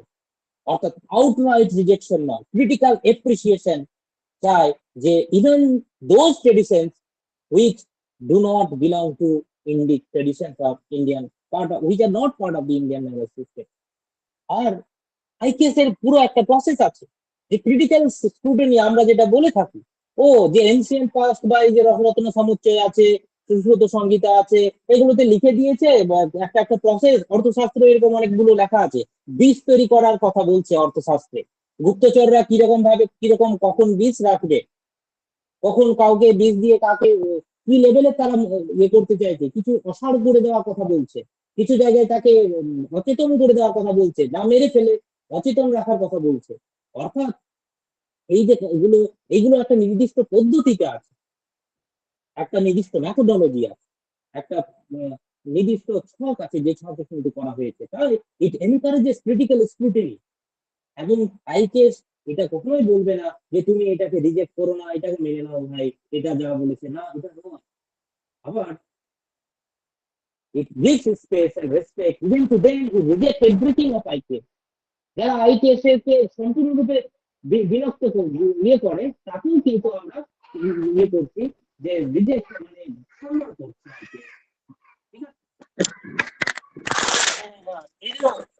সরি, জাস্ট এইটুকু বলে আমি শেষ করব যে আইকেএস চাই আলটিমেটলি সার্ভে ভবন্তু সুখিনঃ, सर्वे सन्तु निरामयाः, सर्वे भद्राणि पश्यन्तु, मा कश्चित् दुःखभाग् भवेत्। ओम शांति शांति शांति।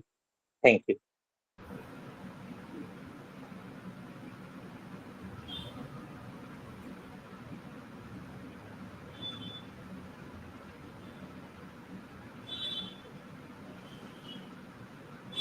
মৃত্যুঞ্জয়,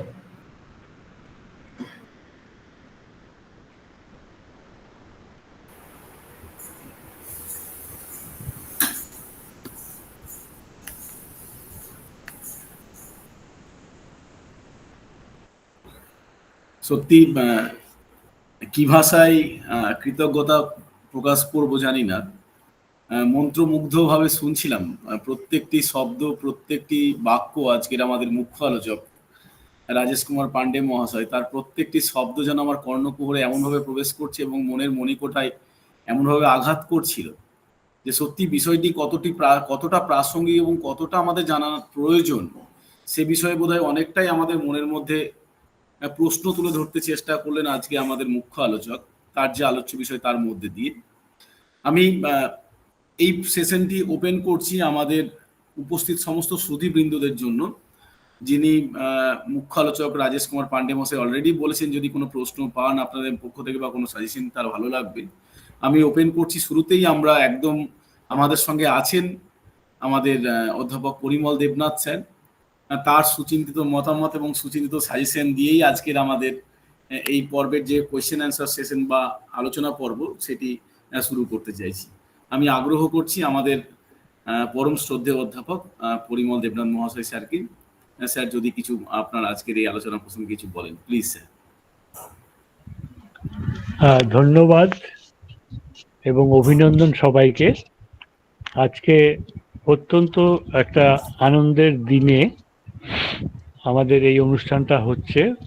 ভারতের ৭৮তম স্বাধীনতা দিবস উদযাপিত হলো সারা দেশ জুড়ে, তার সাথে কিছু বিষাদের ঘটনাও ঘটছে, এটাও ঠিক। এখন আমি ধন্যবাদ জানাবো আজকের স্পিকারকে, বক্তাকে, যে বিষয়টি নিয়ে আজকে উপস্থাপন করলেন। বিষয়টি কিন্তু একটু কঠিন, বেশ একটু কঠিন, বিশেষ করে ছাত্রছাত্রীদের জন্য। যে আমাদের যে ইন্ডিয়ান নলেজ সিস্টেমের যে একটা অত্যন্ত সমৃদ্ধ ভান্ডার আছে, সেই সম্পর্কে ছাত্রছাত্রীরা তো বটেই, আমরাই জানি না। আজকে যেমন অনেক নতুন জিনিস শুনলাম, দেখলামও স্লাইডগুলো থেকে, তখন নিজেকেই মনে হচ্ছিল যে কত কম জানি। মানে আমরা যত বেশি জানবো ততই বুঝবো আর কি কত কম জানি। এটাই হচ্ছে জ্ঞানের ভান্ডারের মূল কথা। যে এই knowledge system, Indian knowledge system নিয়ে বলার মতো বা কোনো মন্তব্য করার মতো আমার সেই ক্ষমতা নেই। এটা একটা ঠিক হবে না যে এই বিষয় নিয়ে কিছু বলি। তবে এটা বুঝতে পারলাম যে আমাদের মূল বিষয়টা কিন্তু আছে, আমাদের যে জীবনযাত্রায় যে আনন্দ, যে সুখ শান্তি, যেটা আলটিমেটলি উই অ্যাসপায়ার ফর, যে আমরা আমাদের যেটা জীবনের যেটা লক্ষ্য থাকে, যে আমরা ভালো থাকবো, সুস্থ থাকবো, শান্তিতে থাকবো, আনন্দে থাকবো, তার যে মূল আধার যে বিষয়গুলো, যেটা কোথার থেকে আমরা এগুলো পাবো, সেই সোর্সটা কোথায়, সেই সোর্সটা দেখা যায় যদি এই আইকিএস এর যে আমাদের একটা বিশাল ভান্ডার রয়েছে, জ্ঞানের ভান্ডার রয়েছে, যেখানে সমস্ত প্রশ্নের উত্তর আছে। অনেকেই বলতে পারেন যে এর মধ্যে বৈজ্ঞানিক ভিত্তি কতটা আছে সেই সম্পর্কে আমার বলার কোনো ক্ষমতাই নেই। তবে এটা শুনেছি যে এমন কোনো বিষয় নেই যেটা ইন্ডিয়ান নলেজ সিস্টেমের মধ্যে নেই। সে শিক্ষার, জ্ঞানের যে বিভিন্ন ক্ষেত্রগুলো রয়েছে, যে স্তরগুলো রয়েছে, প্রত্যেকটারই একটা সূত্র বা সোর্স এই আইকিএস এর মধ্যে আছে। এটা আজকে আরবার একটু নতুন করে জানলাম, বুঝলাম। এই জন্য আমি আজকের বক্তাকে অভিনন্দন জানাই, ধন্যবাদ জানাই। প্রশ্ন করার মতো আমার এই বিষয়ে কিছু নেই। আহ, আমার ছাত্রছাত্রী যারা আজকে শুনছে, আমি জানি না তারা কতটা উপকৃত হবে, কারণ এমন একটা অ্যাবস্ট্রাক্ট বিষয় ওদের সামনে উপস্থাপন করা হয়েছে। কন্টিনিউয়াসলি মনোযোগটাকে এখানে রাখাটাও একটা কঠিন, কারণ ওরা তো খেলাধুলোর জগতে বা অন্যান্য যে আমাদের লেকচারগুলো ওরা শুনে আসছে তার থেকে একটু আলাদা এটা। ওরা যে বিষয়গুলো হয়তো অনেক সময় প্রশ্ন করে তাদের এখতিয়ারের মধ্যে, তাদের নলেজের মধ্যে, তাদের এরিয়ার মধ্যে থাকে, তারা উৎসাহ হয় তাদের মধ্যে। আজকে আমি জানি না, আমি খুব আগ্রহ করে আছি যে আমাদের ছাত্রছাত্রীদের মধ্যে যদি প্রশ্ন ওরা কিছু করে, কতটা অনুধাবন ওরা করতে পারলো সেটা বোঝার জন্য আবার ধন্যবাদ আমি জানাই। আমি নিজেকে সমৃদ্ধ করলাম আজকের এই বক্তব্য থেকে। বক্তাকে আবার অভিনন্দন জানাচ্ছি। অশেষ কৃতজ্ঞতা এবং শ্রদ্ধার সঙ্গে প্রণাম জানাই আমাদের পরম শ্রদ্ধেয় অধ্যাপক পরিমল দেবনাথ স্যারকে। স্যারের সুচিন্তিত মতামত এবং সাজেশন শুনলাম, এবং সেই প্রসঙ্গেই মানে স্যারকে বলি বা আমাদের সকলের উদ্দেশ্যেই একটা উপস্থাপনা যে ইন্ডিয়ান নলেজ সিস্টেম নিয়ে আজকের দিনে স্যার একটা বড় চর্চার ক্ষেত্র আপনি বললেন, এবং সেই প্রসঙ্গে ছাত্রদের সঙ্গে বিষয়টি পরিচিত করানোর জন্যই আজকের এই বিশেষ দিনটিকে আমরা নির্বাচন করেছিলাম। যদিও মুখ্য আলোচকের সঙ্গে আমাদের খুব স্বল্প সময়ের আলাপচারিতার মধ্যেই বিষয়টি ঠিক হয়েছে, কিন্তু এই বিষয়টার উপরে একটা আলোচনা হবে সেটা আমরা আগেই একটু ঠিক করেছিলাম। যাই হোক, আমরা জানি না কতটা ঠিক হলো বা কতটা ভালো হলো আমাদের চিন্তা ভাবনাটা, তবে আমাদের চিন্তা ভাবনাটা কতটা ভালো হয়েছে সেটি আজকের মুখ্য আলোচকের যে আলোচনা সেখান থেকে বোধহয় কিছুটা আমরা বুঝতে পারলাম, অনুধাবন করতে পারলাম যে সত্যি এই বিষয়টি কতটা প্রাসঙ্গিক। তাছাড়াও মুখ্য আলোচক আরও বললেন যে এই বিষয়টা কিভাবে আমাদের প্রয়োজন, প্রতিটি ভারতীয় নাগরিকের আমাদের যে ইন্ডিয়ান নলেজ সিস্টেম সেই বিষয়ে অনুধাবন করা প্রয়োজন, জানা প্রয়োজন, এবং সর্বোপরি এই বিষয়টি আমাদের জীবনের বা জীবিকার সাথে কতটা প্রয়োজন সে বিষয়ে আজকে আলোকপাত করলেন। আমরা এরপর মতামত নেব। আমাদের সঙ্গে আছেন আমাদের আলাপনের পূর্ববর্তী পর্বের বক্তা ডক্টর অনির্বাণ মিশ্র স্যার, আমাদের অত্যন্ত কাছের মানুষ। আমি স্যারকে আগ্রহ করবো স্যার যদি কিছু আজকের আলোচনা প্রসঙ্গে কিছু বলেন, প্লিজ স্যার। প্রথমেই যিনি বক্তা এবং যারা আয়োজক তাদের সবাইকে অনেক ধন্যবাদ যে এত সুন্দর একটা পরিবেশ তৈরি করার জন্য। আর আজকে আমাদের স্যার শ্রদ্ধেয় পরিমল স্যার যিনি বললেন এই যে বিষয়গুলো, এটার সঙ্গে মানে কোরিলেট করে আমি দু একটা কথা বলতে চাই। আমাদের 21 এবং 22 এই আইকেএস এর ওপরই একটা সেমিনার আছে, এবং আইসিএসএসআর থেকে যদি আমরা দেখি যে ইন্ডিয়ান নলেজ সিস্টেম নিয়ে সেখানকার সাবস্ক্রিপশন থেকে শুরু করে সমস্ত কিছু যাওয়া নেওয়া এই জিনিসগুলো হচ্ছে। এবং আমার ভালো লাগলো কিছু মানে স্যার যেমন বললেন যে আমরা যত জানি এবং তত আমরা বুঝতে পারি যে আমরা কত কম জানি, মানে জানার পরিধিটাই এরকম আর কি, এবং ভেতরের অহংকারগুলোকে নষ্ট করে দেয় এই জিনিসগুলো ভালো। আমার বক্তার কাছে একটাই বিষয় যে স্যার বললেন একটা অ্যাবস্ট্রাক্ট বিষয়, এই অ্যাবস্ট্রাক্ট বিষয়টাকে ধরুন আমরা ঋক সাম যজু অথর্ব বা আইকেএস এর যেগুলো মানে বই যেগুলোর কথা বেদ উপনিষদ এগুলো বললেন, আমার মানে একটাই জানার বিষয় যে আমরা যখন জ্ঞান অর্জন করলে আমরা আনন্দ পাবো, আমরা জ্ঞান অর্জনের যে ক্লাসিফিকেশন যে প্রসেস মানে এই ধারা দিয়ে মানে শিখলে তবে হবে। ধরুন আমরা জুওলজিতে যেমন পড়েছি ক্লাসিফিকেশন বিভিন্ন বিষয়ের ওপর, আমাদেরও মানে কি বলবো বিভিন্ন বিষয়টার পড়ার একটা ধরন থাকে। সেই জন্য ইন্ডিয়ান নলেজ সিস্টেমকে যদি আমি অ্যাকোয়ার করতে যাই এরকম কি কোনো প্রসেস আছে মানে এটা একটা ওটা একটা না করে, মানে এইটাই হচ্ছে আমার বিষয় আর কি, মানে কোন বইটা পড়লাম বা কেমন ভাবে পড়লাম তাহলে সঠিক বিষয়টা আমরা সিনক্রোনাইজ করতে পারবো। আমার ওই সিনক্রোনাইজেশন অফ একেএস এটা হচ্ছে পার্টিকুলার প্রশ্ন।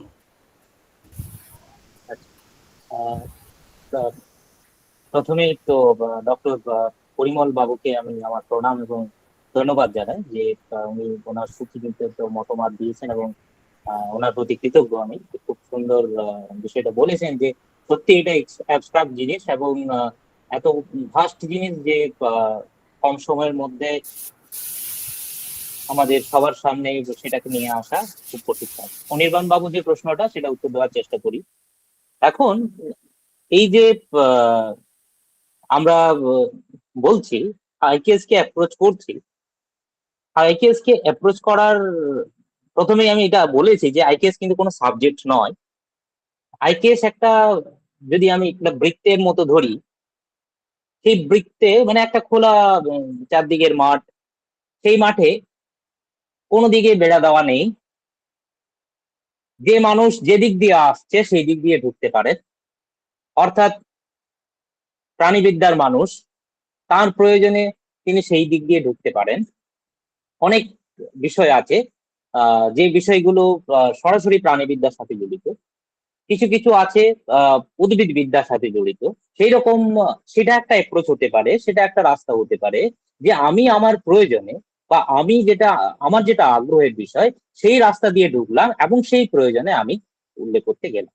এখন সমস্যাটা হচ্ছে যে আমরা ওই যে বলছি না হোলিস্টিক বা মাল্টিডিসিপ্লিনারি, আমরা একজন এগ্রিকালচারিস্ট বা একজন কৃষি বিজ্ঞানী তিনিও কিন্তু বেদ পড়ছেন, তিনিও সেই ক্ষেত্রপতি যে সুক্ত সেই সুক্ত পড়ছেন, সেই হিমস পড়ছেন, ঋগ্বেদে গিয়ে পড়ছেন, সেখানে তার রেলিভেন্স আছে। আবার কেউ আবার সেই অন্ন আর ব্রহ্মের কথা বলতে গিয়ে যারা ফুড সায়েন্টিস্ট তারাও সেই অন্ন আর ব্রহ্মে যাচ্ছে। অর্থাৎ অ্যাপ্রোচটা, ক্লাসিফিকেশনটা বা আমার এই ভিতরে যাওয়ার যে রাস্তাটা, সেটা একটা রাস্তা হচ্ছে এটাই যে আমি যে জায়গাটা জানি, আমি হতে পারি আমি বটানি পড়েছি, ফিজিক্যাল এডুকেশন পড়েছি বা যেটা আমি পড়েছি সেই রাস্তা দিয়ে আমি ঢুকলাম এবং আমার প্রয়োজন অনুসারে আমি সেটাকে খোঁজার চেষ্টা করলাম যে আর কোথায় কোথায় আমার উল্লেখ আছে। যিনি কেমিস্ট্রির মানুষ তিনি যদি অ্যাপ্রোচ করেন, অনেক কিছু জিনিস আছে। ওই যে আমি বললাম অর্থশাস্ত্রে বীজ তৈরির পদ্ধতি বলা হচ্ছে, তো সেই বীজ তৈরির পদ্ধতি সেটা কতটা অ্যাপ্লিকেবল, কতটা এখন গ্রহণযোগ্য সেটা নিয়ে প্রশ্ন থাকতে পারে, প্রশ্ন আছে। কিন্তু সেটা একজন কেমিস্ট্রির ব্যক্তি অর্থশাস্ত্র যখন পড়বেন আর একজন পাবলিক অ্যাডমিনিস্ট্রেশনের ব্যক্তি যখন অর্থশাস্ত্র পড়বেন, দুটোর মধ্যে দুজনেই অর্থশাস্ত্র পড়ছেন কিন্তু তাদের অ্যাপ্রোচটা, তাদের প্রবেশ পথটা কিন্তু আলাদা হচ্ছে।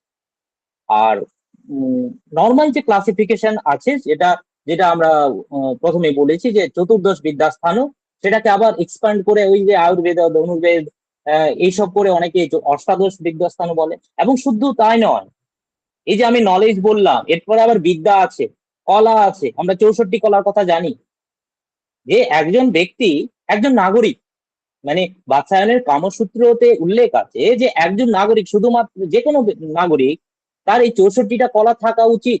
তার মধ্যে কি নেই, সেখানে সেলাই করা থেকে, কাপড় সেলাই করা থেকে শুরু করে, সেখানে গান রচনা করা থেকে শুরু করে, পয়েম রচনা করা থেকে শুরু করে অনেক কিছু জিনিস 64 কলার মধ্যে আছে। ওই 64 কলায় আবার কিছু জায়গায় এক্সটেন্ডেড হচ্ছে, আরো কলা সেখানে ইনক্লুড হচ্ছে। আবার যদি তাহলে সেই অ্যাপ্রোচ দিয়ে আমি যেতে পারি যে আমার এক্সপার্টাইজ হচ্ছে বা আমার জায়গা হচ্ছে মিউজিক, তাহলে আমি সেই রাস্তা দিয়ে ঢুকবো। আবার বিদ্যার ক্ষেত্রে আমরা জানি পরাবিদ্যা অপরাবিদ্যার কথা আছে।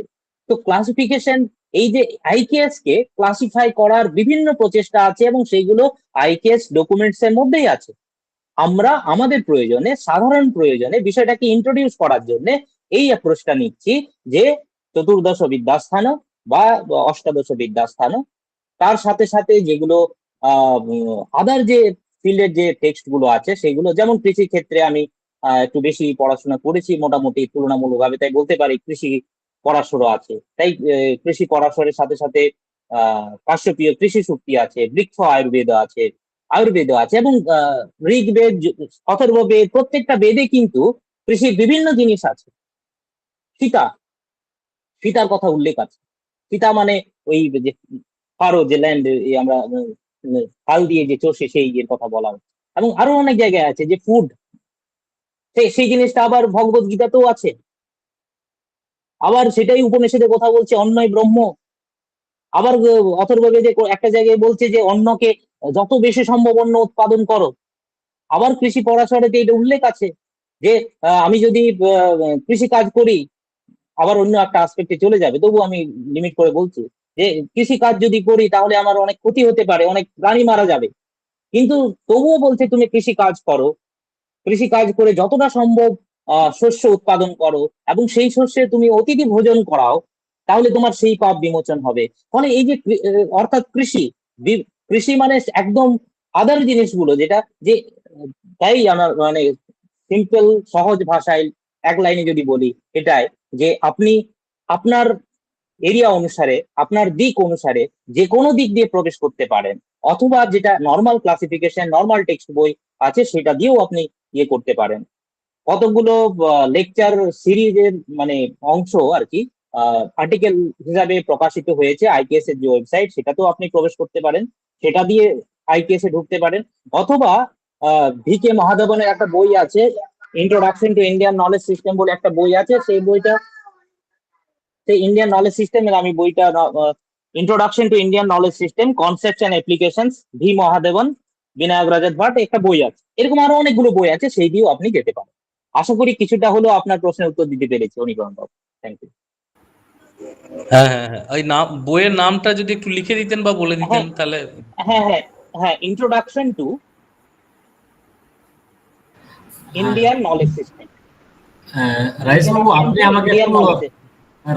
আপনি আমাকে একটু ছবি তুলে পাঠিয়ে দেবেন, আমি অনির্বাণ বাবুকে ছবি পাঠিয়ে দেবো। আমি ঠিক ওই আছে। মেটেরিয়াল গুলোর আমি পিডিএফ কপিও আপনাকে আমি পাঠিয়ে দেবো, যেগুলো আইকেএস ডিভিশন পাবলিশ করেছে সেগুলো আমি পিডিএফ কপি পাঠিয়ে দেবো। একদমই মানে অশেষ কৃতজ্ঞতা জানাই রাজেশ স্যারকে, এবং সেই সঙ্গে অনির্বাণ মিশ্র স্যারকেও অশেষ কৃতজ্ঞতা। এই প্রশ্নটি শুধু স্যারের প্রশ্ন নয়, এই প্রশ্নটি ব্যক্তিগতভাবে আমারও ছিল, এবং আমাদের কিছু স্টুডেন্টও আমাকে এই প্রশ্নটি হোয়াটসঅ্যাপে টাইপ করে পাঠিয়েছে, স্যার যদি পান স্যারের কাছ থেকে কিছু রেফারেন্স, যে কোন কোন বইগুলো পড়লে, বিশেষ করে আমাদের বাংলা ভাষায় যারা আমাদের স্টুডেন্টদের জন্য, বিশেষ করে যারা এই সম্বন্ধে জানতে চাইছে বা জানতে আগ্রহী, তারা কিভাবে শুরু করবে, যে প্রশ্নটি আমাদের সামনে তুলে ধরলেন ডক্টর অনির্বাণ মিশ্র স্যার। অশেষ কৃতজ্ঞতা জানাই স্যারকে এই প্রশ্নটি তুলে ধরার জন্য এবং আমাদের সকলের মনের যে সংশয় সেটা দূর করার জন্য। অশেষ কৃতজ্ঞতা স্যার। এরপর আমরা যাব আমাদের পরবর্তী প্রশ্নের দিকে বা সাজেশন। আমাদের সঙ্গে আছেন ডক্টর কালিদাস কারক মহাশয়। আমি আগ্রহ করব, অনুরোধ করছি ডক্টর কালিদাস কারক মহাশয় স্যারকে, স্যার কাইন্ডলি যদি আজকের এই আলোচনা প্রসঙ্গে আপনি কিছু আপনার সুচিন্তিত মতামত পোষণ করেন। নমস্কার। নমস্কার স্যার। পরিমল স্যারকে আমার প্রণাম, এবং মুখ্য আলোচক রাজেশ স্যার এবং অর্গানাইজিং সেক্রেটারি এবং কাবগাড়ি কলেজের সমস্ত পরিবারকে আমার প্রণাম, শ্রদ্ধা এবং ভালোবাসা। তো আজকে যে মুখ্য আলোচক রাজেশ স্যারকে যে বক্তব্য রাখলেন আমার খুবই ভালো লেগেছে, ওনাকে তার জন্য যথেষ্ট ধন্যবাদ। তো আমার প্রশ্ন কিছু নেই। তো যেমন রবীন্দ্রনাথের কথা একটা বলা যায় যে এই বিপুলা পৃথিবীর কতটুকুই জানি, অর্থাৎ এডুকেশনের কোনো শিক্ষার শেষ নেই। তো ইন্ডিয়ান নলেজ যে সিস্টেম, এই সিস্টেমের শেষ নেই, অর্থাৎ আমরা কমপ্লিটলি নলেজটাকে অ্যাকোয়ার করতে পারবো না কখনো। তো আমার যেটা মনে হয়, তো তাই আমার কোনো প্রশ্ন নেই।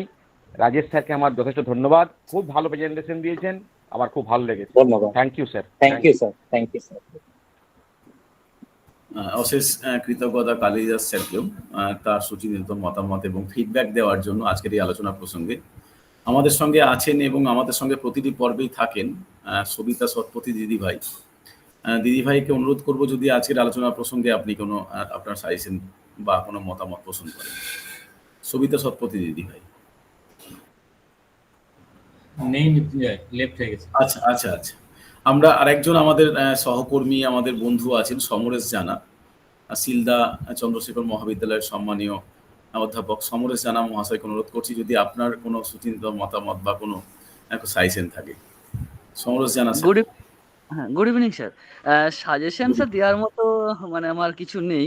আমি স্যারকে অনুরোধ করব যে স্যার যে বুকসগুলো নামগুলো বললেন এইগুলো যদি একটু গ্রুপে শেয়ার করে যায় তাহলে সবাই উপকৃত হতাম।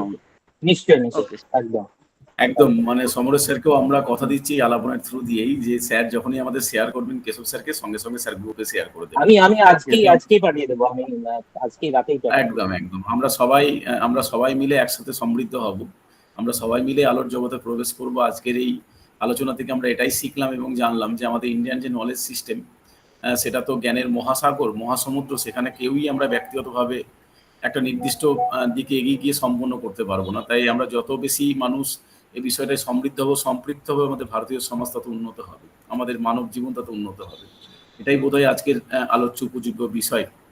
যদি আর কারো কোনো প্রশ্ন থাকে আমরা স্যার স্যার রাজেশ স্যার, যদি আপনি চ্যাট বক্স দেখেন, চ্যাট বক্সে কিছু প্রশ্ন হ্যাঁ, বোধ হয় হ্যাঁ, একটি আমরা হ্যাঁ, পেয়েছি। বলুন।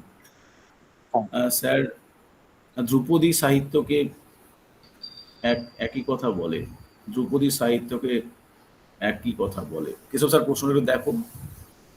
সঞ্জু মণ্ডল যিনি আছেন আমাদের সঙ্গে, আপনি কাইন্ডলি আনমিউট করে আপনি প্রশ্ন তুলে ধরুন, আমাদের হ্যাঁ। মুখ আলোচক আছে সঞ্জু মণ্ডল, আমি অনুরোধ করছি আপনাকে, আপনি আনমিউট করে। গুড ইভিনিং স্যার, সবাইকে শুভ স্বাধীনতা দিবস আজকে। স্যার, ধ্রুপদী সাহিত্য বলে একটা বিষয় আমি শুনেছিলাম, যে প্রাচীন ভারতীয় যে সাহিত্যগুলো আছে সেইগুলোতেও অর্থনীতির অনেক কথাবার্তা বলা আছে। যেহেতু সারা পৃথিবীকে অর্থনীতি চালায়, তো আমরা পড়াশোনা করি বা যা কিছু করি সবকিছু কিন্তু অর্থনীতির উপর নির্ভর করে। রাজনীতি সেটাও অর্থনীতির উপর নির্ভর করে, ধর্মের উপর নির্ভর করে। তো এই বিষয়গুলো আমি কয়েকবার শুনেছিলাম, তা এর সাথে কি কোনো মিল আছে? ধন্যবাদ, অত্যন্ত ভালো প্রশ্ন। আমরা কথায় কথায় বলি, আমরা হয়তো সবাই শুনি বা সবাই জানি এটা, ধর্ম, অর্থ, কাম, মোক্ষ, এই সিকোয়েন্সটা ইম্পর্টেন্ট। ভারতীয় জ্ঞান পরম্পরায় এই সিকোয়েন্সটা ইম্পর্টেন্ট। ধর্ম, অর্থ, কাম, মোক্ষ, অর্থাৎ অর্থ এবং যে কাম, সেটা যেন ধর্ম দ্বারা লিমিটেড। অর্থাৎ শুধু অর্থ আমি এমন ভাবে উপার্জন করব না যে সেটা অধার্মিক। তাই এটা হলো প্রথম কথা। দ্বিতীয় কথা হলো যে এটা একটা ব্যাপার হচ্ছে যে এই ভারতীয় জ্ঞান পরম্পরায় সম্পূর্ণ জীবনকে দেখার একটা কিন্তু প্রক্রিয়া রয়েছে। তাই অর্থনৈতিক প্রত্যেকটা ইয়ের মধ্যেই অর্থনীতি কিন্তু আছে। অর্থাৎ ওই যে আবার বললাম, আগে আমি যে বললাম যে অর্থনীতির কথা যদি আপনি যান, আপনি ঋগ্বেদেও অনেক সূত্রে তার কিছু জিনিস খুঁজে পাবেন। আলটিমেটলি ফুড, এই ফুড ইকোনমির বাইরে কিছু ইকোনমি হতে পারে? সমস্ত ইকোনমি কোলাপস করে যাবে যদি ফুড ইকোনমি কোলাপস করে যায়। তাই ফুড, এগ্রিকালচার এবং মেটালার্জি, এই যে আমি ওই অ্যাঙ্গাস মেডিসিনের ডেটা দিয়ে বলছিলাম, তাই অর্থনীতির বিষয়টা অবশ্যই আছে, প্রত্যেকটা টেক্সটেই আছে। এবং এখানে যেহেতু হোলিস্টিক অ্যাপ্রোচ নেওয়া হয়, সম্পূর্ণ জীবন পদ্ধতির কথা বলা হয়, সেখানে জীবন পদ্ধতিতে সবাই যেহেতু ওই বললাম যে শুধুমাত্র ধর্ম আর মোক্ষ নিয়ে কাজ করবে না, বেশিরভাগ মানুষই অর্থ, কাম, এই দুটো দরকার। তাই জীবন পদ্ধতিতে এই জিনিসগুলো কখনো সরে যায়নি, জীবন পদ্ধতিতে আছে। তাই প্রত্যেকটা গ্রন্থে অর্থনীতির ধারণা, অর্থনীতির বিভিন্ন আসপেক্ট খুঁজে পাওয়া যেতে পারে। এবং আমরা বলি, যদিও সেটা ঠিক না, যে অর্থশাস্ত্রে অনেক সময় ইকোনমিক্স এর বই বলি, কিন্তু সেটা আমরা জানি যে ঠিক না। কিন্তু তার মধ্যে অর্থনীতির কথা আছে, যে যদি প্রজার ইয়ে না হয় তাহলে বিদ্রোহ করতে পারে, সে অনেক আসপেক্ট আছে। অর্থাৎ একটা জিনিসকে হোলিস্টিক ওয়েতে দেখা। অর্থাৎ অর্থনীতি যেটা মানে জাস্ট প্রসঙ্গক্রমে বলি যে আমরা সবাই মার্ক্সবাদী তত্ত্বের সাথে পরিচিত। মার্ক্সবাদী তত্ত্বে সেই বেস এবং সুপার স্ট্রাকচারের কথা বলা হয়, যেখানে হচ্ছে ইকোনমি বাকি জিনিসগুলোকে, সুপার স্ট্রাকচার গুলোকে কন্ট্রোল করছে, রাজনীতি, অন্যান্য জিনিসগুলো। এখানে এই সুপার স্ট্রাকচার আর বেস সুপার স্ট্রাকচারের তুলনায় এখানে আছে কি সাইকেল, ধর্ম, অর্থ, কাম, মোক্ষ। তার মানে এটাও আমি বলে রাখি যে এই সময়, মানে যখন ওই অর্থনৈতিক প্রগতি, সমৃদ্ধি ছিল বলে অ্যাঙ্গাস মেডিসন বলছেন তার ডেটা অনুসারে, তখনই যে অধার্মিক পদ্ধতিতে অর্থ সংগ্রহের কাজ হয়নি তা নয়, তখনও যে ক্রাইম হয়নি এমন কিন্তু সেটা কিন্তু নয়। ঠিক আছে? তাই আবার সংক্ষেপে বলার যে অর্থনীতির মানে ধারণার অনেকগুলো অংশ বিভিন্ন টেক্সট বইয়ে, বিভিন্ন এই আমাদের আইটিএস এর যে রিপোজিটরি তার মধ্যে উঁকি দেয়। আর আরেকটা বলবো আমি সবার জন্য, যেহেতু ফিজিক্যাল এডুকেশনের ইয়েতে আইটিএস এর যে ওয়েবসাইট আছে, সেখানে একটা গুরুত্বপূর্ণ অংশ হচ্ছে কিন্তু আপনাদের জন্য ভারতীয় খেল। সবাইকে আমি অনুরোধ করবো যে আপনারা আইটিএস এর ওয়েবসাইটটা একটু দেখবেন। সেখানে ভারতীয় খেল এবং একটা প্রজেক্ট রানিং, কিন্তু সেই প্রজেক্টটা যদিও স্কুল টিচারদের জন্য, এটাতে যেমন আমাদেরকে ট্রেন করেছে, প্রত্যেকটা কিছু কিছু স্কুলকে বলেছে এখন সেখান থেকে টিচার সিলেক্ট নমিনেট করে তাদের ট্রেনিং হচ্ছে এবং তারা আবার পরে ট্রেনিং দেবেন। ভারতীয় খেল আবার ওই যে কালারিপায়েট 2 আমরা জানি যে বিখ্যাত কেরালার যে মার্শাল আর্ট যেটা ব্রিটিশরা ব্যান করেছিল, সেই কালারিপায়েট 2 আইকেএস সেন্টার পড়েছে। তাই ভারতীয় খেল, ভারতীয় যে মার্শাল আর্টস, এইগুলো তো আমি জানি না আপনাদের পুরো স্ট্রাকচারের মধ্যে আছে কিনা, কিন্তু আমার ধারণা আছে। সেইগুলো নিয়ে কিন্তু আইকেএস এ আপনাদের কাছে ব্যাপক জায়গা আছে, বিস্তৃত জায়গা আছে, যে আপনারা ভারতীয় খেল বিভিন্ন জায়গায় বিভিন্ন বৈচিত্র্যময় খেলা আছে, সেইগুলোকে তুলে ধরুন এবং আইকেএস এর পার্ট হিসাবে সেগুলো কিন্তু অত্যন্ত মূল্যবান এবং গুরুত্বপূর্ণ অংশ। তাই বিপিএড এর এবং সমস্ত ছাত্রছাত্রী এবং শিক্ষক মহাশয়দের কাছে আমাদের এটা আমাদের বলা হয়েছে আইকেএস এর তরফ থেকে, যেন এই মেসেজটা সবার কাছে যায় যে আইকেএস শুধুমাত্র ঘরে বসে পড়ার জন্য নয়। যে কেরালাতে ওই একটা সেন্টারই হয়েছে যেখানে কালারিপায়েট কিন্তু শেখানো হচ্ছে, যেটা প্রায় এক্সটিংক্ট হতে চলেছিল। আপনারা আমার থেকে আরো ভালো জানেন যে অনেক খেলা গ্রামে যেটা আমরা ছোটবেলায় খেলেছিলাম, সেই খেলাগুলো হয়তো আর 10 বছর পরে কেউ নামও জানবেন। তাই খেলাগুলো ডকুমেন্টেশন করা, খেলাগুলোকে বাঁচিয়ে রাখা, এবং সেটা আইকেএস এর গুরুত্বপূর্ণ অংশ। তাই সবাইকে অনুরোধ করবো আইকেএস এর যে ভারতীয় খেল অংশটা সেটাতে একটু যদি সময় দেয় না। আশা করি ওনার প্রশ্ন যদি ওনার যদি আর কিছু বলার থাকে তাহলে বলতে পারেন, আমি চেষ্টা করলাম ওনার প্রশ্নটাকে অ্যাড্রেস করার। অশেষ কৃতজ্ঞতা রাজেশ কুমার পান্ডে মহাশয়কে। সত্যি অত্যন্ত তথ্য সমৃদ্ধপূর্ণ এই আলোচনা চক্র আজকে আলোচিত হচ্ছে এখনো পর্যন্ত। সেখানে শুধুমাত্র যে শিক্ষার্থী বা শ্রোতা নয়, আমাদের উপস্থিত সমস্ত অধ্যাপক অধ্যাপিকা তথা শিক্ষক শিক্ষিকাদের উদ্দেশ্য কিছু তথ্য নিয়ে শেয়ার করলেন, যেগুলো আমাদের প্রত্যেককে আরো সমৃদ্ধ এবং সম্পৃক্ত করবে। এবং এই সঙ্গে আমরা একদম যদি আর কারো কোনো প্রশ্ন থাকে আমাদের আপনারা সরাসরি আনমিউট করে। আমি আরেকটা কথা সঞ্জু মন্ডল স্যারের যদি আপনি কিছু মনে না করেন, আপনার যদি একটু সংক্ষিপ্ত পরিচয় দেন আমাদের কাছে, যিনি প্রশ্ন করলেন সঞ্জু মন্ডল। হ্যাঁ স্যার, আমি কৃষ্ণনগর বাড়ি আমার, আমি মাস্টার্স হোল্ডার, এমপিএড করেছি। বাহ, ধন্যবাদ। ধন্যবাদ স্যার, আপনি এভাবেই আমাদের সঙ্গে থাকবেন, আলাপনকে এগিয়ে চলতে সহযোগিতা করবেন। আর স্যার রিসেন্ট আমি একটা সিবিএসই স্কুলে জব করছি, তো কিছুদিন আগে একটা সিবিএসই থেকে একটা ইস্যু এসেছিল যে আমাদের অতীতের যে গেমগুলো আছে, যে অতীত যে খেলাগুলো হতো, যেমন স্যার একটা বললেন কালারিপাত্তু, তারপরে পিট্টু, আরো যে যত দাসগুটি, এই গেমগুলো সব করানো হলো আমাদের স্কুলে। হ্যাঁ, 4-5টা করানো হলো। তো সব স্কুলে যার যেটা সিলেক্ট করতে পারে সে সেটা করে সিবিএসই তে জমা দিয়েছে। এরকম হলো যে অতীত গেমগুলোকে তুলে ধরা। ধন্যবাদ স্যার সঞ্জু মন্ডল স্যারকে। সত্যি মানে আপনার যে সংক্ষিপ্ত পরিচয় এবং আপনার যে প্রশ্ন, সে তার মাধ্যমে আমরাও হয়তো যে বিষয়টি আমাদের মুখ্য আলোচক বললেন যে ভারতীয় খেল আইকেএস এর একটা আলাদা ক্ষেত্র বোধহয়, তার সঙ্গে প্রাসঙ্গিকতাপূর্ণ একটি সংক্ষিপ্ত পরিচয় আমরা পেলাম সঞ্জু মন্ডলের কথার মধ্যে দিয়ে। যদি আর কারো কোনো প্রশ্ন থাকে, আমরা লাস্ট প্রশ্ন নেব একবার। যদি কারো কোনো প্রশ্ন থাকে তাহলে আপনারা সরাসরি আনমিউট করে প্রশ্ন করতে পারেন, বা কোনো সাজেশন থাকলে সাজেশন দিতে পারেন।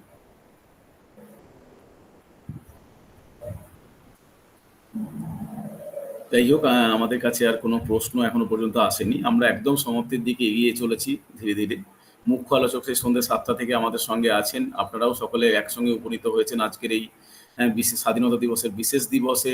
সত্যি আমরা অত্যন্ত কৃতজ্ঞতা প্রকাশ করছি হৃদয়ের মধ্যেখান থেকে আপনাদের সকলের প্রতি, বিশেষ করে মুখ্য আলোচকের প্রতি, যে আজকের এই বিশেষ দিনে আপনি সময় দিয়েছেন এবং সেই সঙ্গে সঙ্গে আপনারা সকলে উপস্থিত হয়েছেন।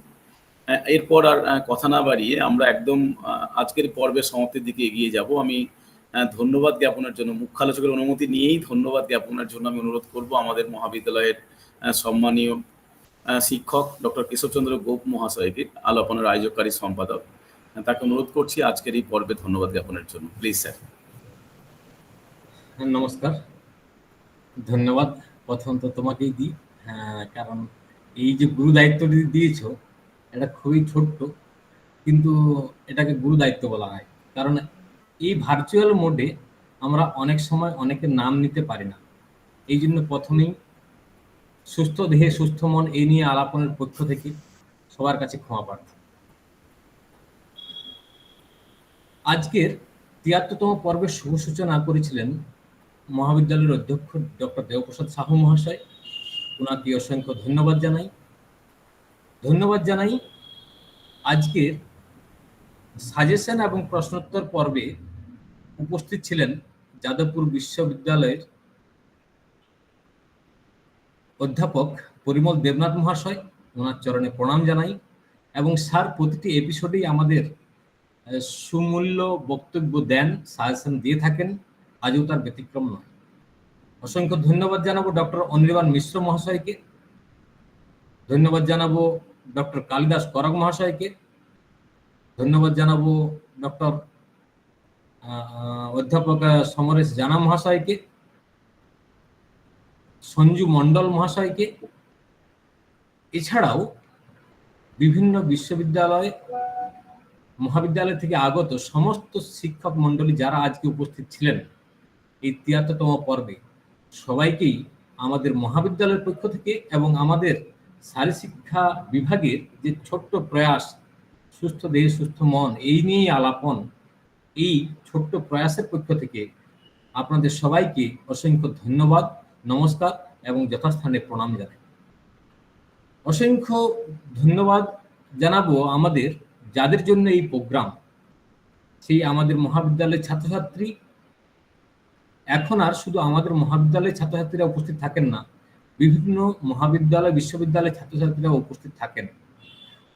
হয়তোবা আগামী দিনে এখানে আমাদের ছাত্রছাত্রী ছিলেন, এখন বর্তমানে বিভিন্ন মহাবিদ্যালয়ে, বিশেষ করে আজকে দেখলাম কয়েকজন বিশ্বভারতী বিশ্ববিদ্যালয় থেকে সুদীপ্তা মহাকুল, পাঁশকুড়া মহাবিদ্যালয় থেকে মৌমিতা, মুগবেড়িয়া থেকে সঞ্জীব গড়াই, তারা মাস্টার ডিগ্রি করছে, সেখান থেকে আজকে উপস্থিত ছিল।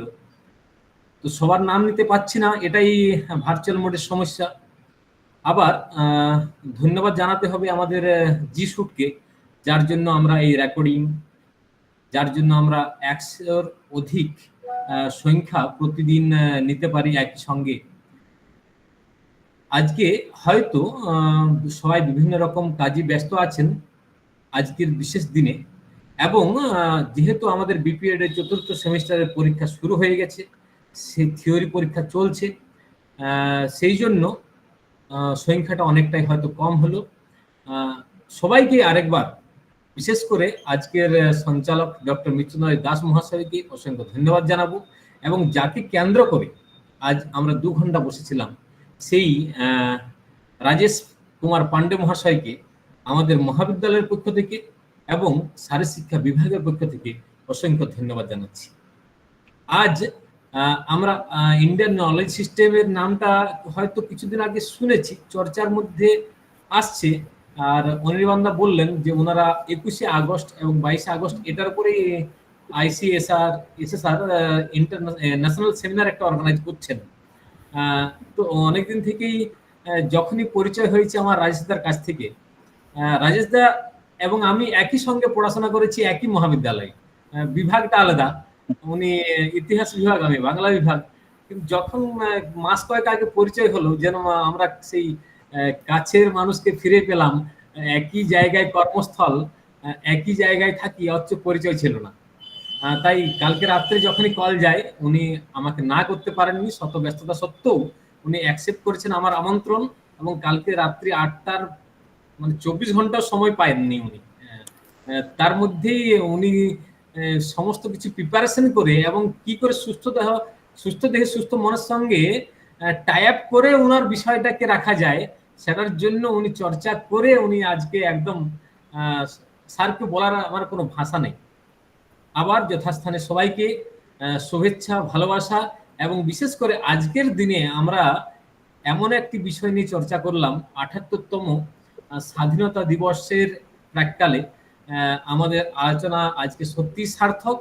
সবাই ভালো থাকুন, সুস্থ দেহে সুস্থ মন নিয়ে আমাদের সঙ্গে থাকুন। সবাইকে শুভরাত্রি জানিয়ে আজকে ৭৩তম পর্ব এখানেই শুভ সমাপ্তি ঘোষণা করছি। নমস্কার। অশেষ ধন্যবাদ কেশবচন্দ্র গোপ মহাশয়কে, এবং আরও একবার আমার ব্যক্তিগত পক্ষ থেকে রাজেশ কুমার পান্ডে মহাশয়কে আন্তরিকভাবে কৃতজ্ঞতা এবং প্রণাম জানাই, এবং আমাদের সমস্ত ছাত্রছাত্রীদের পক্ষ থেকেও আপনাকে যথাযোগ্য সম্মান, কৃতজ্ঞতা এবং প্রণাম জানাই। আপনি সুস্থ থাকুন, ভালো থাকুন, এবং আমরা খুব কাছাকাছি থাকি, তাই সশরীরে আমাদের মহাবিদ্যালয়ে গিয়ে এই বিষয়ে আরো একবার চর্চা করবেন এবং আমাদের সকলকে সমৃদ্ধ সম্পৃক্ত করবেন এই আশা করি। আপনি স্যার ভালো থাকুন, সুস্থ থাকুন এবং আপনার জীবনের চলার পথ আরো সুন্দর সুশৃঙ্খল হোক, শ্রীবৃদ্ধিময় হোক এই কামনা করি। নমস্কার স্যার, শুভরাত্রি। আপনাদের আমাকে এই সুযোগ দেওয়ার জন্য প্রিন্সিপাল স্যার দেবপ্রসাদ সাহু, আমার ভাতৃপ্রতিম বলা যায় কেশব দা আমি বলি, ডক্টর কেশবচন্দ্র গোপ, মৃত্যুঞ্জয় স্যার, মৃত্যুঞ্জয় বাবু এবং সমস্ত ছাত্রছাত্রী এবং যারা সিনিয়র ছিলেন, অনেক মানে কি বলবো, শিক্ষক, আমার শিক্ষক, সবাইকে আমার যারা বয়স্ক তাদেরকে প্রণাম এবং যারা প্রায় আমার সমবয়সী তাদেরকেও এই আজকের দিনে বিশেষ দিনে শুভেচ্ছা জানিয়ে আবার সবাইকে ধন্যবাদ এবং ছাত্রছাত্রীদের ভবিষ্যতের উন্নতি কামনা করছি। ধন্যবাদ। ধন্যবাদ স্যার, ধন্যবাদ সকলকে, শুভরাত্রি। Sir, recording to stop.